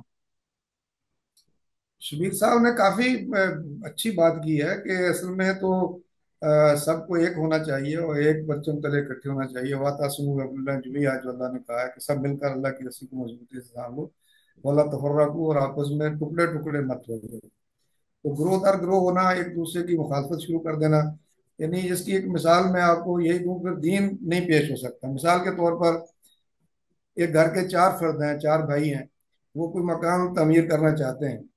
एक चाह रहा है कि ये दीवार यहाँ होनी चाहिए, दूसरा चाह रहा है यहाँ होनी चाहिए, गेट यहाँ होना चाहिए, खिड़की यहाँ होनी चाहिए। लेकिन चारों के चारों एक मकान खूबसूरत बनाना चाहते हैं, राय में इख्तलाफ है उनकी। अब ये राय का इख्तलाफ तो एक ही चल रहा है, मनहज एक है, चूंकि काम एक करना है। लेकिन अगर उन चारों में से ये हो कि एक भाई जो है दीवार बनाकर आए, दूसरा जो है रात को उसको ढा दे जोट कर, एक खिड़की लगा कर आए, तीसरा जो है उसको रात को उखाड़ के फेंक दे, तो ये तफरका है, यानी एक दूसरे की जिद करना शुरू कर देना है। और ये दीन के ठीक। अंदर काबिल कबूल नहीं है। फिर वो लोग जो सही। देख रहे होंगे कि ये खूबसूरत इमारत तामीर होगी तो हम भी इससे फैजियाब होंगे, वो मुतनफर और बदजन हो जाएंगे। वो कहेंगे कि ये तो आपस में इत्तेफाक नहीं कर रहे हैं, और ये इस इमारत को बनाने की बजाय एक बनाता है दूसरा गिरा देता है, तो हम इसमें से किसकी बात माने? तो ये जो तफरकाबाजी है, जैसे हमारे यहाँ ये चल पड़ा है, जो लोग फिर सवाल करते हैं कि जी हम किस दीन को इख्तियार करें। दीन एक ही है, ठीक है ना जी। मुख्तलिफ आरा किसी की हो सकती हैं, उस राय पर पाबंदी नहीं है। देखिए, ये सहाबा कराम के दरमियान भी ये इख्तिलाफ राय हमें नजर आता है, और अल्लाह के रसूल सल्लल्लाहु अलैहि वसल्लम ने उसको नियत की बुनियाद पर रखा है। बहुत मारूफ वाक़या है कि दो सहाबा कराम के दो ग्रोह के हवाले से, कि किसी मुहिम पर आपने रवाना किया और फरमाया कि आपने ये नमाज वहां जाकर के पढ़नी है। गालिब असर की नमाज का टाइम था, और मुराद ये थी कि इतना तेज चलो कि वहां पहुंच जाओ। अब असर की नमाज का वक्त रस्ते में हो गया। एक ग्रोह ने कहा कि अल्लाह के रसूल ने फरमाया था कि नमाज वहीं जाकर पढ़नी है, लिहाजा हम तो वहीं पढ़ेंगे। دوسرے نے کہا کہ نہیں، اللہ کے رسول کا مقصد یہ تھا کہ آپ اتنا تیز چلو کہ وہاں تک پہنچ جاؤ نماز پڑھنے سے پہلے پہلے، لہذا وقت ہو گیا، ہم نماز یہاں پڑھ لیتے ہیں۔ تو انہوں نے اس پر عمل کیا، اور آقا رسول اللہ صلی اللہ علیہ وسلم کی خدمت میں عرض کیا کہ اللہ کے رسول ایسا معاملہ ہوا اور آپ نے یہ کیا اس طرح سے۔ آپ نے فرمایا دونوں نے ٹھیک کیا، اس لیے کہ دونوں کی نیت میرے حکم کی پیروی کرنا تھی، اور دونوں کی تشریح و تعبیر میں اختلاف آیا، سوچ بوجھ میں اختلاف آیا، لیکن نیت کسی کی بھی یہ نہیں تھی کہ ہم نے اس چیز کو ماننا نہیں ہے یا اس پر عمل نہیں کرنا ہے۔ تو اگر تو بات صحیح یہیں تک رہے جیسے شبیر صاحب نے بھی کہا ہے، تو پھر تو یہ معاملہ بالکل واضح رہتا ہے، ٹھیک رہتا ہے، ٹھیک ہے نا جی۔ لیکن اگر اس کی ضد شروع ہو جائے کہ نہیں جناب میں نے تو جو بات یہ کہہ رہا ہے اس کو ماننا ہی نہیں ہے، لیکن اس شعور کو نہیں حاصل کرنا ہے کہ ہم یہ کام کر کیوں رہے ہیں۔ مثال کے طور پر میں اکثر یہ بات لوگوں سے کہتا ہوں کہ ایک آدمی کہتا ہے کہ جی میں نے ہاتھ جو ہے نا وہ چھوڑ کے نماز پڑھنی ہے، ایک کہتا ہے میں نے باندھ کے نماز پڑھنی ہے، لیکن ان میں سے کسی کو پوچھ لیا اگر وہ آپ کو یہ بتا دے کہ میں چھوڑ کے کیوں پڑھ رہا ہوں، یہ باندھ کے کیوں پڑھ رہا ہوں، یہ بات ابھی شبیر صاحب نے کی ہے نا کہ ہم نے اس دین کو جانا نہیں ہے، اس کی روح کو نہیں سمجھا ہے۔ جب جی وہ روح ہمارے اندر سے نکل گئی ہے، پیچھے خالی جو بت بن گئے ہیں وہ پھر خالی برتن ٹکراتے ہیں آپس میں، ٹھیک ہے نا جی، وہ پھر لگتا ہے جی کہ جناب یہ ایسے شنکار ساری نظر آ رہی ہے، اندر سے سارے کھوکھلے ہیں۔ اس لیے یہ جو تفرقہ ہے اس کی تو اسلام میں قطعاً گنجائش نہیں ہے، کسی صورت میں گنجائش نہیں ہے۔ یہ ضد ہے، مخالفت ہے ایک دوسرے کی، اور یہی ضد پر دین کی بن جاتی ہے، جا کر اصل دین پیچھے رہ جاتا ہے، اور اپنی رائے اور ضد جو ہے نا وہ آگے آ جاتی ہے۔ بہت اختلاف اچھا رائے کا ہونا جو ہے وہ ایک فطری امر ہے، وہ ہو سکتا ہے۔ وہ آپ دیکھ ٹھیک لیجئے کہ ائمہ کرام کے اندر بھی اختلاف رائے ہے، ان کے شاگردوں کے اندر بھی اختلاف رائے ہے، کہیں ایک شاگرد کی بات مانی جاتی ہے، کبھی استاد کی بات مانی جاتی ہے۔ تو یہ جو جن کو ابھی شبیر صاحب نے پانچ ائمہ کا تذکرہ کیا، حالانکہ سے زیادہ امام گزرے ہیں جو رہنمائی کے یعنی دینی اعتبار سے جس کو کہہ لیجیے، نہ کہ سیاسی اعتبار سے، ان میں سے اکثر ایک دوسرے کے شاگرد نظر آتے ہیں، اور سب ایک دوسرے کا احترام کرتے ہوئے نظر آتے ہیں۔ لیکن یہ جب جب وقت گزرتا گیا اور ہم نے اس دین کی روح تک تو کیا پہنچنا تھا، ہم نے ان ائمہ کی جو تعلیمات تھی ان کو بھی چھوڑ دیا اور ضد کے عالم میں آ گئے، تو ظاہر ہے پھر وہ سامنے امت کا منظر پیش نظر آ رہا ہے۔ شبیر صاحب، یہ آپ کی تینوں کتابوں کو شبیر پڑھتے اختر ہوئے، آیا جی جی جی جی، شبیر احمد جی اختر صاحب، میں نے کہا کہ آپ کی جی تینوں کتابوں کو پڑھتے ہوئے مجھے بار بار یہ محسوس ہوا کہ آپ ہمارے ہاں شیعہ سنیوں میں جو ایک جھگڑا ہے امامت اور صحابیت کا تصور، تو یہ میرا پانچواں سوال ہے آپ سے۔ تو مجھے یہ لگا کہ آپ دونوں سے متفق نہیں ہے کہ سنیوں کا جو صحابیت کا تصور ہے اور شیعوں کا جو تصور امامت ہے، تو آپ کو ان دونوں سے اختلاف کیا ہے، اور آپ کا اپنا نقطۂ نظر کیا ہے کہ امامت اور تصور صحابیت سے، یعنی شیعوں سے اور سنیوں سے آپ کو کیا اختلاف ہے؟ 12 ائمہ والی حدیث۔ نہیں، صحابی اور امامت، اچھا سنیوں کے ہاں صحابیت کا اچھا، تصور ہے، شیعوں کے ہاں امامت کا تصور ہے، آپ دونوں کو نہیں جی جی مان جی رہے جی، دونوں؟ جی جی سنی تصور صحابیت میں غلو کرتے ہیں، انہوں نے ہر ایک اچھا کو، یہ معاویہ کو بھی رضی اللہ کہیں گے، یہ مغیرہ بن شعبہ کو بھی رضی اللہ کہیں گے، یہ جتنے بھی جنہوں نے دین کو بگاڑا ہے، جنہوں نے دین کو نقصان پہنچایا ہے، یہ ان کو بھی صحابی مانتے ہیں، میں ان کو صحابی نہیں مانتا۔ جس نے بھی اہل بیت کے خلاف مخالفت میں کھڑے ہوئے ہیں یا ان کے تعلیمات کے مطابق نہیں چلے، وہ سارے، میں ان سب کو صحابی نہیں مانتا۔ صحیح لیکن اہل ٹھیک تشیع میں جو امامت کا جو صحیح تصور ہے کہ ان کی اماموں کی زندگی کی تعلیمات کی پیروی کرنا، لیکن ان کی عظمت کو بڑھاتے بڑھاتے نبیوں سے اوپر لے جانے والی جو کچھ چیزیں ہو جاتی ہیں نا، وہ وہ درست نہیں ہے۔ ٹھیک اس ٹھیک، کا بہت کسی اچھا۔ امام نے بھی صحیح اقرار نہیں کیا، ٹھیک کسی امام نے خود سے اقرار نہیں کیا، لوگوں نے ان کی متعلق منسوخ کر دیا ان کو۔ عقیدہ پایا پیدا ہوا۔ ٹھیک۔ تو میاں حسن اللہ صاحب، آپ کا بھی یہی نقطۂ نظر ہے، سنی تصور صحابی دیکھیں اور شیعہ تصور امام؟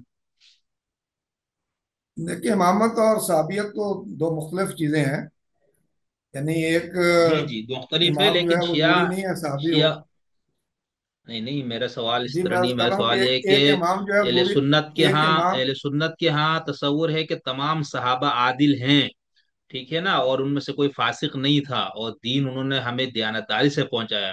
शिया ये कहते हैं ऐसा नहीं जी है, सहाबा में बहुत से फासिक भी थे, झूठे भी थे, बदकार भी थे, उन्होंने दीन पहुंचाने में बददियानती की। जबकि शियाओं का जी तस्वर इमाम यह है कि इमाम मासूम है, खुदा की तरफ से मुकर्रर है, सुन्नी उसको नहीं मानते। तो मेरा सवाल ये है कि आप इन जी दोनों तस्वुर से आपको क्या इख्तलाफ है? आप सुन्नियों के तस्वुर सहाबी को सही समझते हैं और शियाओं के तस्वुर जी इमाम को सही समझते हैं? मेरा सवाल इस तनाजुर में है।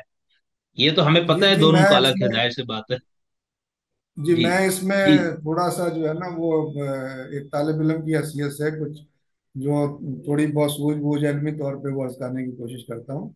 जी कि जी, देखें कि एक बिस्मिल्लाह। हर इमाम जो है ना वो सहाबी नहीं हो सकता, लेकिन हर सहाबी जो है वो इमाम हो सकता है अगर दुनियावी तौर पर इमामत का तस्वर है। ठीक है ना, जिसको आम तौर पे इमाम कहा जाता है। इसलिए कि एक इमाम जो है वो तो अगर 200 साल 300 साल बाद पैदा हुआ, उसने ना नबी अलैहिस्सलाम की सोबत पाई, ना आपको आपका दीदार किया, ना आपसे फैज़याब हुआ, ना ईमान की हालत में उस वक्त आपको देखा, जो अमूमन जो जो एक क्या कहते हैं उसकी तारीफ की जाती सहाबी की, वो सहाबी हो सहाबियात हो जो भी उनमें से हो, तो वो बलूगत की हालत में, ईमान की हालत में, जिसने नबी अलैहिस्सलाम की सोबत को पाया, आपको देखा, या आपको नहीं भी देखा आपके ज़माने में, तो बाज़ लोगों ने उसमें भी उसको शरीक किया है कि ठीक है उसने आपको देख लिया या आपकी तालीमात से फैज़याब हो गया। अलबत्ता उसमें वो लोग के जो उस वक्त भी एक मुनाफिकीन का ग्रोह था, जिसने खुल जी करके मुखालफत की रसूलुल्लाह सल्लल्लाहु अलैहि वसल्लम की, उनको किसी ने सहाबा के अंदर शामिल नहीं किया। ठीक। उनको मुनाफिकीन के तौर पर ही याद किया गया, और उनमें से जिनकी निशानदेही रसूलुल्लाह सल्लल्लाहु अलैहि वसल्लम ने खास तौर पर कर दी, उनको तो जी आज तक लोग जो है ना वो मातूब भी करते हैं, कभी उनकी कोई तारीफ करता हुआ नजर नहीं आया। हाल बता ये है कि जैसे रसूलुल्लाह सल्लल्लाहु अलैहि वसल्लम ने खुद अपने सहाबा के बारे में मुख्तलिफ जो रिवायात इरशाद फरमाई हैं, जैसे जी आपने फरमाया अलैकुम बिसुन्नती व सुन्नतिल खुलफाए राशिदीन अल महदिय्यीन मिन बादी, तो जिसमें यह कहा गया कि तुम मेरी सुन्नत को लाजिम पकड़ो और मेरे बाद आने वाली हिदायत याफ्ता खुलफाए राशिदीन की सुन्नत को भी मजबूती से थाम लो। इसे मजबूती से पकड़ो और दांतों से जकड़ लो।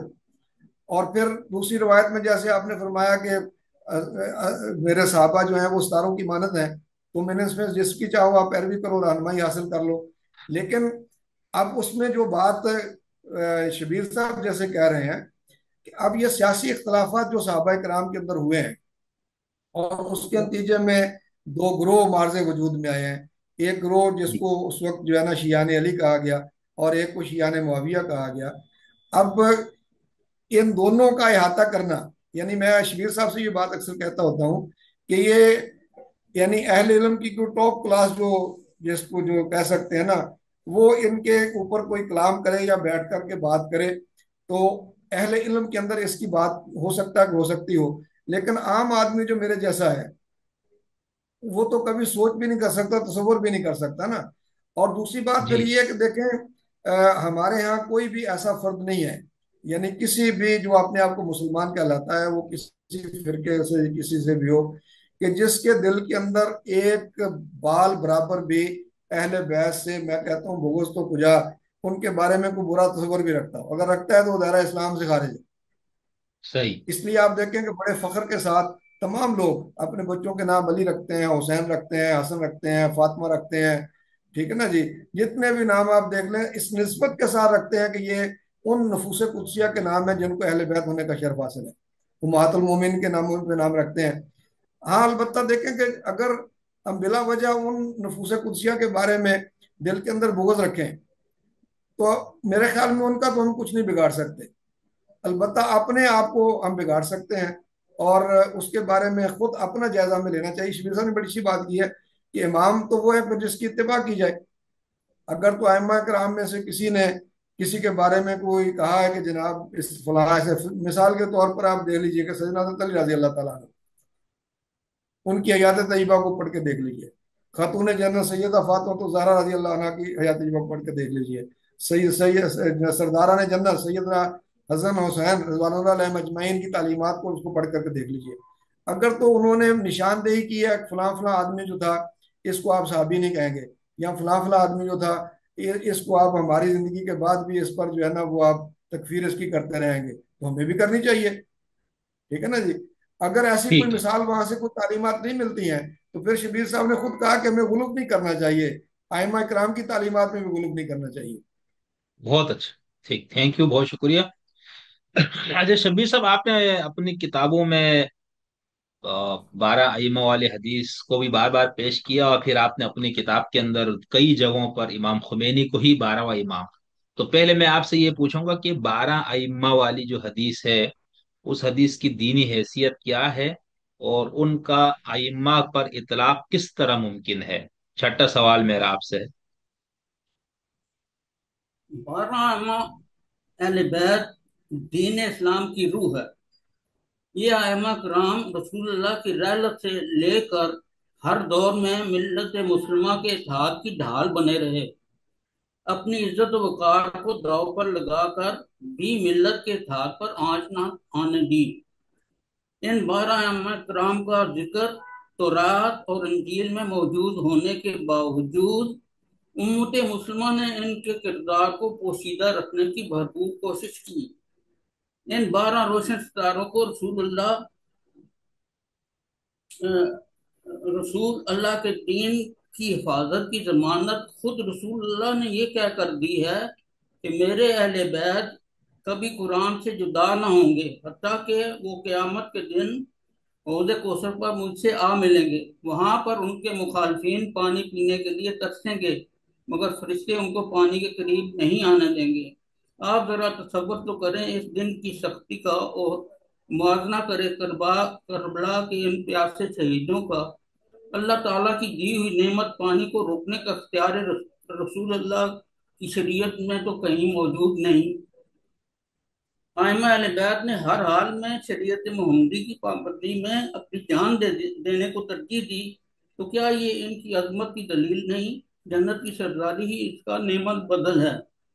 اب اس رسول کو جس کی یہ اتنی تعریفی کرتے ہیں لوگ، اور پھر ان کی اولاد کو اس طرح ذبح کرتے ہیں، وہ کوئی باہر سے تو نہیں آئے تھے، کوئی یہودی اور عیسائی تو نہیں تھے، انہی صحابہ کرام کے اور صحابوں کے ان کے اولادیں تھیں۔ تو پھر ہم کیسے کہیں گے کہ جی رسول اللہ نے واضح طور پر نہیں کہا؟ رسول اللہ نے اتنا رو رو کے بتایا کہ وہاں کی کربلا کی مٹی اکٹھی کرتے تھے، خون کی بوتل انہوں نے حضرت سلمہ المومنین کے حوالے کی کہ یہ کچھ ہوگا۔ تو یہ کرنے والے کون ہیں؟ اسی طرح حضرت سلمہ امہات المومنین کی اتنی نہیں یہ قدر کریں گے، کیونکہ وہ اہل بیت کے بہت زیادہ چاہنے والی تھی۔ تو اس طرح سے ہے کہ ٹھیک، ٹھیک۔ اچھا مولانا شبیر صاحب، میرا اگلا سوال آپ سے یہی ہے کہ مہدی، امام مہدی کا ایک تصور سنیوں کا ہے، ایک شیعوں کا ہے، تو آپ کو ان دونوں سے کتنا اختلاف اور اتفاق ہے؟ لیکن جب میں نے آپ کی کتاب پڑھی تو اس میں آپ امام مہدی سے متعلق آپ کا نظریہ بالکل منفرد ہے، تو آپ اس تصور مہدی تک کیسے پہنچے؟ جس کا میرا اگلا سوال پھر ہوگا کہ آپ نے خمینی کو 12واں امام اور امام مہدی قرار دیا، اور ابھی آپ نے فرمایا کہ 12 ائمہ والی حدیث ہے جس میں 12 اماموں نے دین کی حفاظت کی، تو اس 12 اماموں میں آپ امام خمینی کو شامل کر کے بتا رہے ہیں، ایسا ہی ہے؟ ساتواں سوال۔ جی ہاں، جی ہاں، جی، تو آپ کا امام مہدی کا جو سنیوں کا تصور ہے اس سے بھی آپ کو اتفاق نہیں ہے، اور جو شیعوں میں رائج تصور ہے کہ امام غائب ہے، اس سے بھی آپ کو اتفاق نہیں ہے، تو کیوں؟ آپ کے پاس کیا دلیل ہے کہ آپ ان دونوں کو نہیں مان رہے؟ سنی اور شیعہ دونوں امام مہدی اور مسیح ابن مریم کو زمانے کے لحاظ سے ہم اکثر تصور کرتے ہیں۔ دونوں فرقے اس بارے میں بھی ہم خیال ہیں کہ امام مہدی پوری دنیا میں اسلام کو غالب کر دیں گے۔ یہ دونوں جی، نظریے اس لیے درست نہیں کہ ملت مسلمہ نے دین اسلام کو 2 حصوں میں بانٹ رکھا ہے۔ جب تک سنی شیعہ کی متحدہ قیادت وجود میں نہیں آتی، پوری دنیا میں اسلام کو غالب کرنا ملت مسلمہ کے بس کی بات نہیں۔ اس لیے عقیدہ امامت کو کا درست ادراک بہت ضروری ہے، لیکن سنی عوام الناس اور اہل سنت علماء دین نے خاص کر راجہ بازار کی مسجد کے خطیب مولانا غلام اللہ خان اور صوبہ سرحد میں رہنے والے مولانا غلام غوث رضاوی جماعت اسلامی کے بانی کو بے دین اور صحابہ کرام کا گستاخ اور یہودی ایجنٹ کے خطاب سے نوازتے تھے۔ یورپ اور امریکہ نے شاہ ایران کے حمایتی ہونے کی وجہ سے ایران کو اسلحہ فروخت کرنے سے انکار کر دیا۔ ایران نے مجبوراً بلیک مارکیٹ سے بہت مہنگے داموں اسرائیل کے ذریعے اسلحہ حاصل کیا۔ اس طرح اہل سنت عوام الناس میں یہ نظریہ زور پکڑتا گیا کہ اسرائیل اور اہل تشیع ایک ہی سکے کے دو رخ ہیں، جو اہل سنت حکمرانوں کے اقتدار کو ملیا میٹ کر دیں گے۔ لیکن جب صدام حسین نے شکست قبول کر دی اور اپنی خفت مٹانے کے لیے کویت پر حملہ آور ہوا تو امریکہ نے فوج بھیج کر صدام حسین کو حراست میں لے کر اس کی حکومت کا خاتمہ کر دیا۔ صدام حسین کی وفادار فوج جو زمین پر مورچہ گن تھی، ان پر امریکی فوجیوں نے بڑے بڑے ٹریکٹروں کے ذریعے مٹی ڈال کر ان کو زمین میں دفن کر دیا۔ یہ ایک اور بڑی دلیل ہے جس کو 1400 سال پہلے حدیث میں بیان کر دیا گیا کہ المہدی کے خلاف لشکر کشی کرنے والی فوج کو زمین میں دبا دیا جائے گا۔ اس سے پہلے 1979 میں امریکہ کے صدر جیمی کارٹر اسلحہ سے لیس بہترین فوج کو خمینی کا تختہ الٹنے کے لیے روانہ کر دیا، مگر یہ فوج صحرا کے طوفان میں غرق ہو گئی، جو کہ تائید الہی کا منہ بولتا ثبوت ہے۔ ٹھیک۔ اچھا میاں صاحب، آپ بھی اسی طرح سے لیتے ہیں امام مہدی کے تصور کو؟ کوئی ایسا امام پیدا ہوں گے یا ہو کہ کہیں غائب ہے؟ بنیادی طور پر تو دیکھیں نا، یہ جو مہدی موعود کا جو تصور ہے، اس میں کوئی یعنی شیعہ سنی کے اندر کوئی اختلاف نہیں ہے، یعنی دونوں نبی علیہ الصلوۃ والسلام کی تعلیمات کی روشنی میں اس چیز کے قائل ہیں کہ ایک ایسا شخص آئے گا، ٹھیک ہے نا جی، جو آ کر کے دوبارہ ایک ریوائول جس کو کہہ لیجیے کرے گا، اور اس کی ساری جو تعلیمات ہیں وہ دین کے مطابق ہوں گی، وغیرہ وغیرہ، وہ ساری چیزیں ہیں۔ وہ وہی تعبیر کا اختلاف ہے، جیسے شبیر صاحب نے بھی کہا ہے کہ اس میں ایک فرقے کے نزدیک یہ ہے کہ وہ امام آ چکے ہیں، غائب ہیں، نمودار ہوں گے، ظاہر ہوں گے، اور کوئی اس کو پن پوائنٹ کرتے ہیں، جیسے شبیر صاحب کا نقطہ نظر ہے کہ امام خمینی کے بارے میں کہا نا آپ نے کہ وہ امام مہدی تھے، اور ایک نقطہ نظر یہ ہے کہ نہیں، وہ آئیں گے اور آ کر اپنا اعلان کریں گے۔ لیکن بنیادی طور پر ان میں اختلاف اس حوالے سے نہیں ہے کہ اس حدیث کے پس منظر پہ کوئی اختلاف ہو کہ ایک شخص آئے گا اور وہ آ کر کے اس طرح سے دوبارہ دین کو تازہ اور زندہ کرے گا۔ اور باقی صحیح۔ بات یہ رہی کہ جیسے ابھی شبیر صاحب نے یہ کہا تھا کہ حضرت ام سلمہ رضی اللہ عنہا کے حوالے سے، تو میں یہ عرض کر دوں کہ جو معتبر حدیث سب سے مانی جاتی ہے تمام فرقوں کے اندر، تمام مکاتب فکر کے اندر، میں فرقہ تو نہیں کہوں گا، اگر فرقے ہیں تو پھر تو غلط ہے، مکاتب فکر کے اندر جو اہل بیت کے حوالے سے ہے، وہ سیدہ حضرت ام سلمہ رضی اللہ عنہا سے ہی روایت ہے، کہ جس میں رسول اللہ صلی اللہ علیہ وسلم نے فرمایا کہ اللہ ہؤلاء اہل بیتی فاضب عن مورثہ وطہرہم تطہیرا۔ تو یہ جس میں آپ نے حضرت علی، سیدہ فاطمہ، حضرت حسن، حضرت حسین کو ایک چادر کے اندر اکٹھا کر کے کہا تھا، تو یہ حدیث حضرت ام سلمہ سے ہی لی گئی ہے، اور تمام اہل علم اسی روایت کو مانتے ہیں، اسی کو کوٹ کرتے ہیں۔ صحیح، بہت تھینک یو۔ اچھا شبیر صاحب، اب میں آپ سے ذرا وہ سوال پوچھتا ہوں جو مطلب میں نے یہ بنیاد اور یہ سب اس لیے رکھا تھا کہ میرے خود بھی اور سننے والوں پر بھی تصویر واضح ہو کہ آپ ان چیزوں کو کس طرح سے لیتے ہیں دین کی نا۔ تو آپ نے اپنی کتاب میں، تینوں کتابوں میں، خاص طور پر امام خمینی کو 12واں امام اور امام مہدی کہا ہے، تو یہ کس طرح بھائی؟ یہ تو ہم بالکل ہی ما سمین حاضر فی آبائن الاولین ہو گیا، مطلب ہم نے تو یہ بات اس طرح کبھی سنی ہی نہیں۔ باقی کچھ لوگوں نے دعوے کیے امام مہدی کا، سنیوں میں، شیعوں سے بھی شاید کچھ لوگ ایسے نکلے ہوں گے، لیکن آپ نے تو امام خمینی کو کہا، جو کہ امام خمینی نے اپنے آپ کے بارے میں بھی شاید نہیں کہا، نہ ان کے کسی ماننے والے کا یہ خیال ہے۔ تو آپ اس کو کیسے، اس کو امام مہدی کو، امام خمینی کو 12واں امام قرار دیتے ہیں؟ امام مہدی کے متعلق تقریباً 200 سے زیادہ حدیثیں ہیں. ان میں جی سے ہر ایک کو چھانٹنا پڑتا ہے. کچھ یہ جو زیادہ تر انہوں نے حدیثیں بنائی ہیں کہ اب وہ آخری زمانے میں امام عیسیٰ علیہ السلام کے دور ہم اثر ہیں. لیکن ایک حدیث میں نے دیکھی ہے جو رسول اللہ کی ہی حدیث ہے. اس کو اس لیے میں مانتا ہوں کہ واقعات اس کے مطابق ہو رہے ہیں. رسول اچھا، اللہ نے فرمایا کہ اس امت کے کیا کرنے جس کی قیادت شروع میں کر رہا ہوں، ٹھیک اور ہے. درمیان میں اس کی قیادت امام مہدی کریں گے. اس لحاظ سے امام مہدی کو درمیان میں آنا چاہیے. عیسیٰ علیہ السلام کے ساتھ اس کا کوئی لنک بنتا ہی نہیں ہے. ان دونوں میں سے کون پھر رہنمائی کرے گا؟ تو اس لیے میں امام مہدی کو اس حدیث کے مطابق سمجھتا ہوں کہ یہ، اور اب 1447 ہے، 40-50 سال اور رہ گئے ہیں. اگر ابھی تک امام مہدی نہیں آئے تو کم از کم 10-15 سال کے اندر اندر ان کا ظہور ہو جانا چاہیے عیسیٰ علیہ السلام سے بہت پہلے. تو ذخیرہ حدیث سے زیادہ اہمیت انسان کی وجدانی کیفیت اور زمینی حقائق کی ہوتی ہے. وجدانی کیفیت ہی انسان کے جسم میں ایسا آلہ ہے جسے سنار کی کسوٹی کی طرح کھوٹے کھرے کی پہچان ہو جاتی ہے. اللہ تعالیٰ نے یہ آلہ براہ راست انسان کے جسم میں رکھ دیا ہے.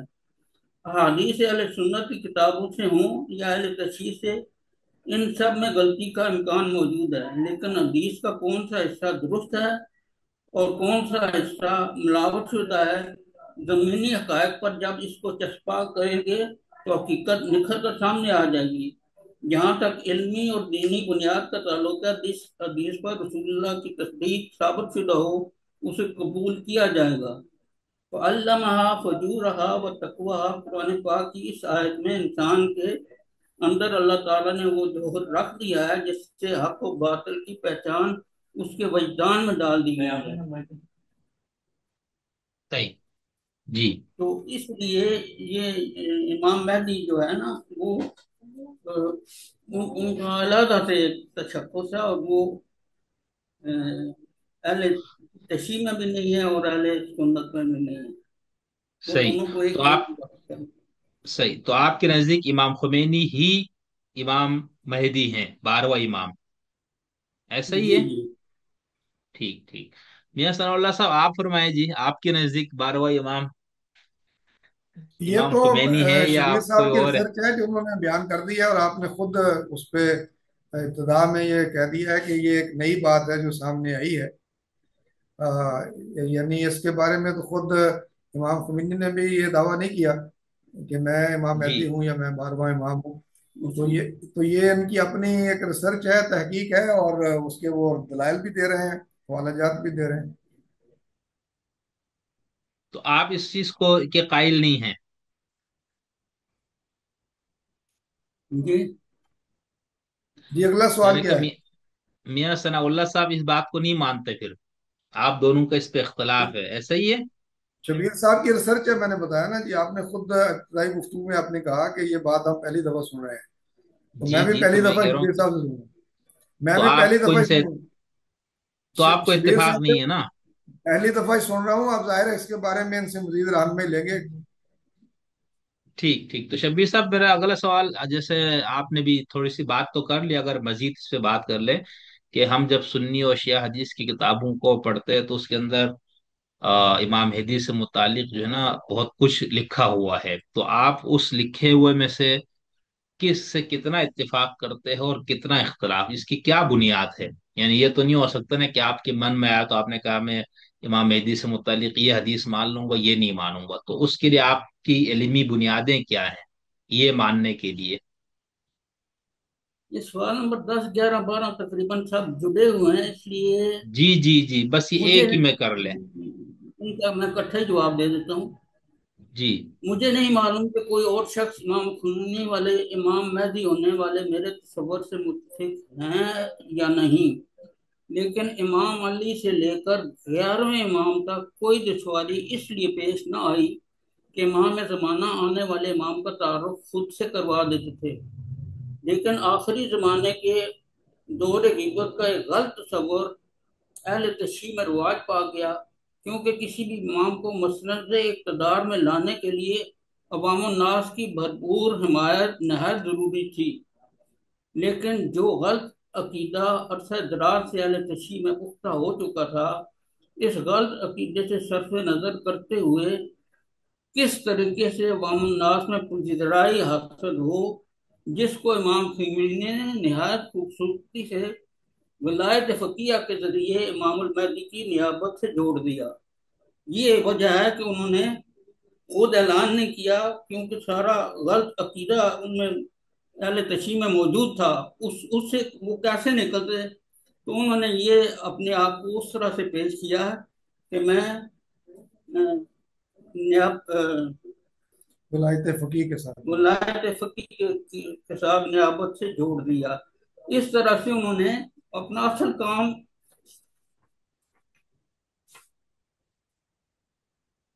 اپنے اس 10 سالہ دور حکمرانی میں خلافت الہیہ کے نظام کو مضبوط بنیادوں پر استوار کر دیا۔ جوں جوں وقت گزرتا جائے گا، عوام الناس کا شعور بیدار ہو کر وحدت انسانیت میں ڈھل جائے گا۔ امام خمینی کو بھی علم تھا کہ اسلام جو ہے وہ وحدت انسانیت تک پہنچنا اس نے، یہ صرف اپنے امت کی وحدت تک کام نہیں ہے، اور امت کی وحدت کام کبھی ہو سکے گی نہیں، کیونکہ یہ تفرقے کبھی بھی نہیں ختم ہوں گے۔ فرقہ بندی جو ہے اس قدر ان کی گہری ہو چکی ہے، اسی لیے تو وہ آئیں گے۔ اگر یہ صحیح دین اگر ہم سمجھ رہے ہیں کہ نہیں ہم ٹھیک چل رہے ہیں، سارے فرقے ٹھیک ہیں، ہم سب کے ساتھ وہ دینی حق پر قائم ہیں، تو پھر ان کے آنے کی ضرورت ہی نہیں ہے۔ اس لیے امام خمینی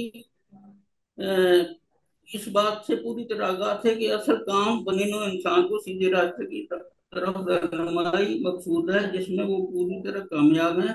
اب نئی امت مسلمہ پوری انسانیت کے اتحاد کے ذریعے مرد وجود میں آئے گی، اور یہ ہوگی امت مسلمہ جو ہم امام مہدی جو چاہ رہے ہیں نا، وہ یہی ہے۔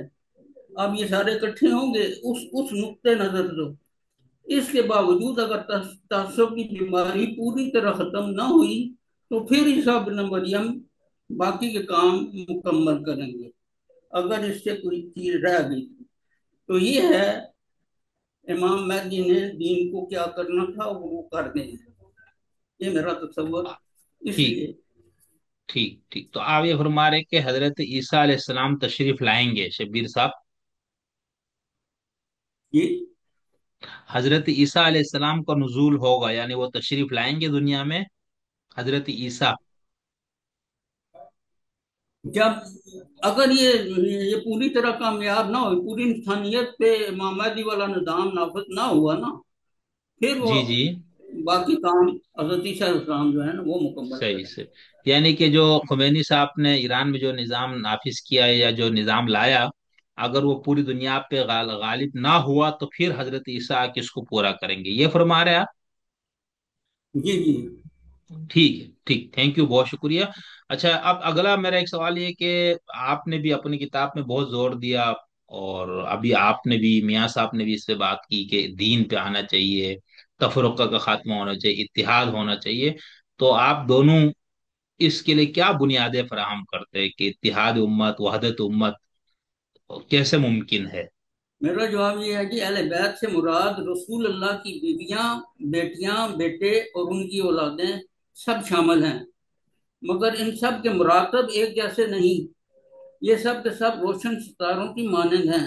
رسول اللہ کے دین کو قائم رکھنے میں ان سب کی خدمات شامل ہیں، مگر جب کوئی شخص یا گروہ ان میں سے کسی کردار کو گھٹانے یا بڑھانے کی کوشش کرتا ہے تو وہ دین میں فرقہ بندی شروع ہو جاتی ہے۔ مثال کے طور پر مولا علی اور حضرت جعفر طیار دونوں ہی اہل بیت میں شامل ہیں، لیکن جو مقام مولا علی کا ہے وہ جعفر طیار کا نہیں ہو سکتا۔ اگر کوئی شخص اس توازن کو بگاڑنے کی کوشش کرے گا تو وہ دین کا دشمن ہوگا، इसी तरह से बीबी फातिमा सलामुल्लाह अलैहा के अलावा उनसे बड़ी 3 बहनें थीं, जिनमें से 2 बेटियां यके बाद दीगरे तीसरे खलीफा राशिद हजरत उस्मान बिन अफान की ज़ौजियत में थीं, जो इसी वजह से जुवेल नूरैन के लक़ब से मशहूर हुए।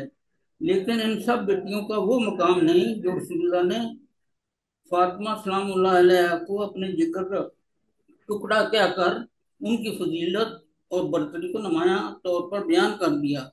लेकिन तीनों बेटियों को हजरत जाफर तैयार की तरह इज्जत और इकराम से महरूम नहीं किया।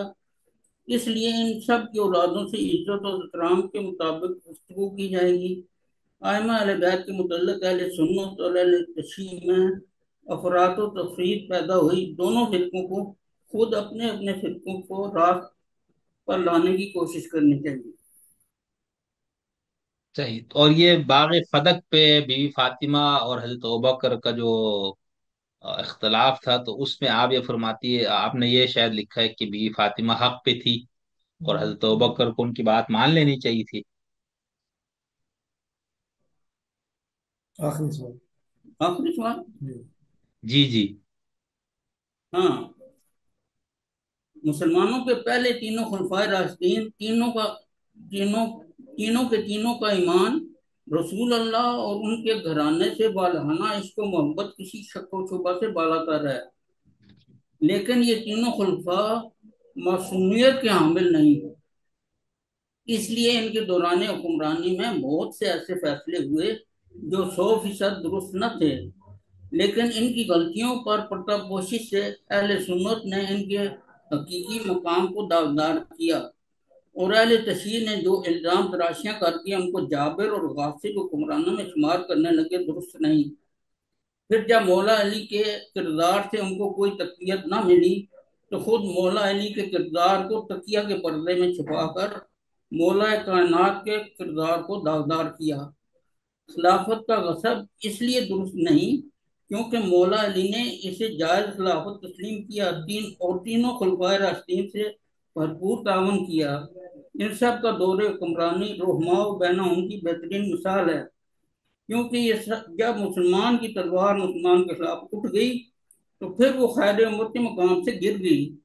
इसी मुकाम को दोबारा हासिल करना मिल्लत मुस्लिमा और आइमा अहले बैत की मुश्तरका जिम्मेदारी थी। आइमा अहले बैत ने तो गलत तरीके से हासिल शुदा हुक्मरानों के शरीयत के मुताबिक न होने वाले फैसलों के खिलाफ हमेशा आवाज उठाई। ऐसे इंसाफ पर मबनी किरदारों की आवाज़ों को दबाना दुनिया परस्त हुक्मरानों को शेवा रहा है। दुनिया परस्त हुक्मरानों और खिलाफत रास्ते में यही नुमाया फर्क है। जहाँ तक बाग फदक का मामला है, पहले खलीफा अव्वल को पूरी नेक नियति के साथ हदीस के मफहूम को समझने में गलती लगी, जिसका इदराक अपनी हुक्मरानी के आखिरी दौर में उनको हो गया था। इसलिए हजरत उमर ने अपने दौरे हुकूमत में इसे मौला अली और उनके चचा हजरत अब्बास के हवाले कर दिया था। फदक की जायदाद की आमदन के मसारत को पंचतन पाक के अलावा कोई नहीं जानता। इसका हकीकी हकदार मिल्लत मुस्लिमा का पिसा हुआ वो तबका है जो बड़े बड़े जाबराना अमवी खानदान के तौर तरीकों से जिंदगी में आगे बढ़ने के रास्ते मजबूत पाकर कसम पुरसी की जिंदगी बसर करने पर मजबूर हो जाता है। तमाम दुनिया के हालात का जायजा ले लें, यही वो नाइंसाफी है जिससे दुनिया में एक मराहत याफ्ता तबका वजूद में आया, जिसके पास दौलत की फरावानी है, जिससे वो नाजायज फायदा उठा रहा है, और दूसरी तरफ गुर्बत की इंतहा है कि किसी को 2 वक्त की रोटी, जिस्म टांगने के लिए कपड़ा, रात बसर के लिए छत मुयसर नहीं। लाशुबा अहले बैत के साथ ऐसे ऐसे मजालिम हुए हैं जिनसे इंसान के रोंगटे खड़े हो जाते हैं। लेकिन इन मजालिम को साबियत के साथ जोड़ना दुरुस्त नहीं, क्योंकि जो भी अहले बैत पर जुल्म करता है वो साबियत का मुकाम खो देता है। इसको किसी सूरत साबी रसूल तस्वर नहीं किया जाएगा। इस सारी बहस से जो नतीजा निकलता है वो ये कि दीन इस्लाम का हकीकी तस्वर फहम इमामत है, जो कि खालिस इस्लाम और तहफ़्फ़ुज़ ख़त्म नबूवत का जरिया है। ठीक ठीक, बहुत शुक्रिया। मियां साहब, आप इस पूरे आखिरी पोर्शन पे अगर अपनी कोई राय देना चाहें, अहले बैत मेरे वाले ख्याल में पे। शबीर और साहब ने कोई पहलू पहलू इस पे छोड़ा नहीं है, और ठीक। बड़ी कंपनी अक्सर पे इन्होंने बात की है कि हम अपने तौर पर कोई मेयार या पैमाना तय नहीं कर सकते, ना हमारे पास ये इख्तियार है। अल्लाह ताला ने भी अपने अम्बिया कराम अलैहिस्सलाम के बारे में भी कहा, फद्दलल्लाहु बअदकुम अला बअद, कि अल्लाह ने बात को बात पर फजीलत अता की है। लेकिन हम नहीं कह सकते कि किसका मुकाम ज्यादा है किसका कम है। अल्लाह ने मुतय्यन कर दिया, उसके असाब बयान कर दिए। इसी तरह रसूलुल्लाह सल्लल्लाहु अलैहि वसल्लम ने भी अपने सहाबा के बारे में भी और अपने अहले बैत के बारे में भी, जैसे आप अभी शबीर साहब ने कहा कि आपने अपनी हयात तय्यबा में हजरत हसनैन करीमैन को कहा कि जन्नत के सरदार हैं, जन्नत के ये फूल हैं। इसी तरह सईदा फातिमा रजी अल्लाह अन्हा के बारे में भी। तो बात वही है कि अहले बैत का जो असल तस्वुर है, जैसे शबीर साहब ने भी कहा कि कुरान मजीद में भी वो अजवाज मुतहरा से शुरू होता है। सूरह अहज़ाब के अंदर जो अल्लाह ताला ने अपने नबी अलैहिस्सलाम की अज़वाज के बारे में कहा, वक़रना फ़ी बुयूतिकुन्ना वला तबर्रजना तबर्रुजुल जाहिलिय्यतिल ऊला, ये आयत जो है अज़वाज मुतहरात के बारे में है। वाकिमना सलात व आतीना ज़का, ये भी उन्हीं के बारे में है। इन्नमा युरिदुल्लाहु लियुज़हिबा अन्कुम रिज्सा अहलल बैति व युतहिरकुम तत्हीरा। तो यहाँ खास तौर पर कहा कि इससे मालूम हुआ कि ये अहले बैत, इनको इनको अपने आप को पाक रखना और पाकीज़ा रखना, ये सारी चीज़ें जो है। हाँ, उसके बाद फिर वो हदीस जो अभी मैंने आपके सामने रखी है, उम्मे सलमा रजी अल्लाह अन्हा वाली, जिसमें रसूलुल्लाह सल्लल्लाहु अलैहि वसल्लम ने कैटेगोरिकली अपनी चादर बिछा कर कहा कि ये मेरे अहले बैत हैं। फिर ये एक फितरी अमर है जिसका शबीर साहब ने भी तज़किरा किया है कि घर में भी अगर किसी के 4 या 6 बच्चे हैं, उनमें से किसी एक के साथ ज्यादा प्यार है, लेकिन इसका ये मतलब नहीं है कि बाकी बच्चे नेग्लेक्टेड हैं। उनका भी वही स्टेटस है, वही हुकूक उनको हासिल है, और उनके साथ भी वही ताल्लुक है। तो यही मामला है। असल बात जो अफरात तफरीत है उससे निकलना है। और जो लोग ये अफरात तफरीत पैदा करते हैं उनको ये सोचना चाहिए कि हम अगर बिला वजह बुग़्ज़ रखेंगे, हम अपने बच्चों का नाम उस्मान नहीं रखेंगे, अली नहीं रखेंगे, उमर नहीं रखेंगे, तो इसका फायदा किसको देंगे। हाँ, हम अकीदत के साथ सब सहाबा के नाम, अहले बैत के नाम रखते हैं, तो उससे मैं समझता हूँ कि तकवीत मिलती है, एक हमें एक रूहानी तस्कीन मिलती है कि हमने अपनी बेटी का नाम जैनब रखा है, फातिमा रखा है, बेटी का नाम हसन रखा है, हुसैन रखा है, अली रखा है, अब्बास रखा है। तो इससे आपको एक, मैं समझता हूँ कि रूहानी एक कैफियत इंसान के अंदर जो है ना वो तारी होती है। इसलिए ये अभी जो इनसे पहले भी इन्होंने बात की कि अहले बैत की जो कुर्बानियां हैं, खास तौर पे जिसका मैंने भी तज़किरा किया कि जब वो सिस्टम डिरेल हो रहा था, जो निज़ाम सियासत का था, वो खिलाफत से मलूकियत की तरफ जा रहा था, तो सैयदना हुसैन रजी अल्लाह अन्हु अपने खानदान को लेकर के निकला है सामने मैदान में। तो आज इमामत का मकसद तो ये है, जैसे शबीर साहब कह रहे थे कि इत्तिबा हुसैन में कितने लोग हम निकलते हैं।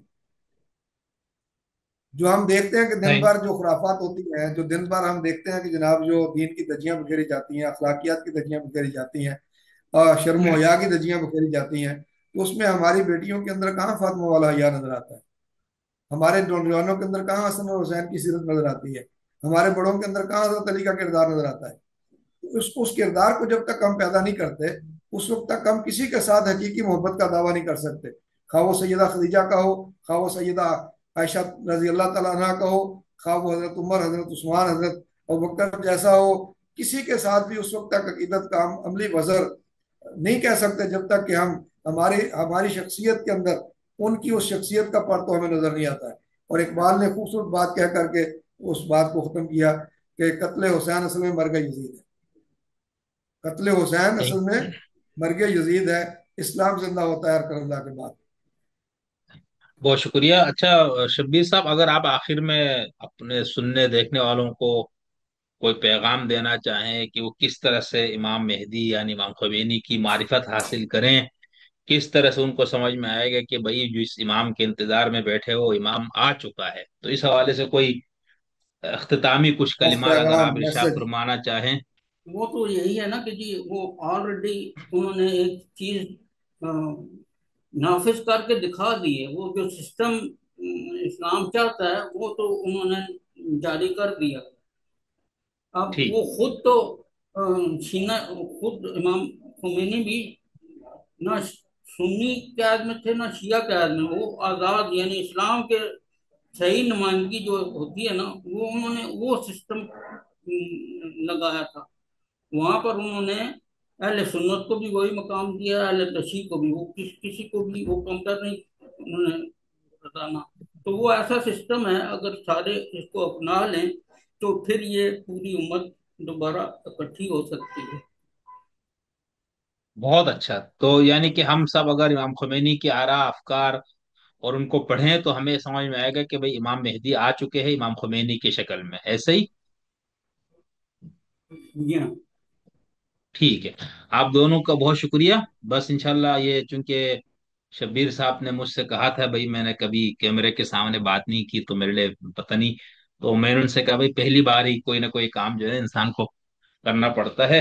तो बहुत अच्छी गुफ्तगू हुई। बस ये नहीं है, ठीक ठाक इंशाल्लाह, स्पीकर है, ऐसे ही है, कसी नफसी में काम है। इंशाल्लाह मैं कभी आपकी तरफ आना हुआ तो बराह रास्त आपके साथ बैठ के भी हम कुछ गुफ्तगू आपसे रिकॉर्ड करेंगे। आपकी किताबों के अंदर कुछ और बातें, कुछ चीजें हैं जिन पे हम तफसील से इंशाल्लाह बात करेंगे।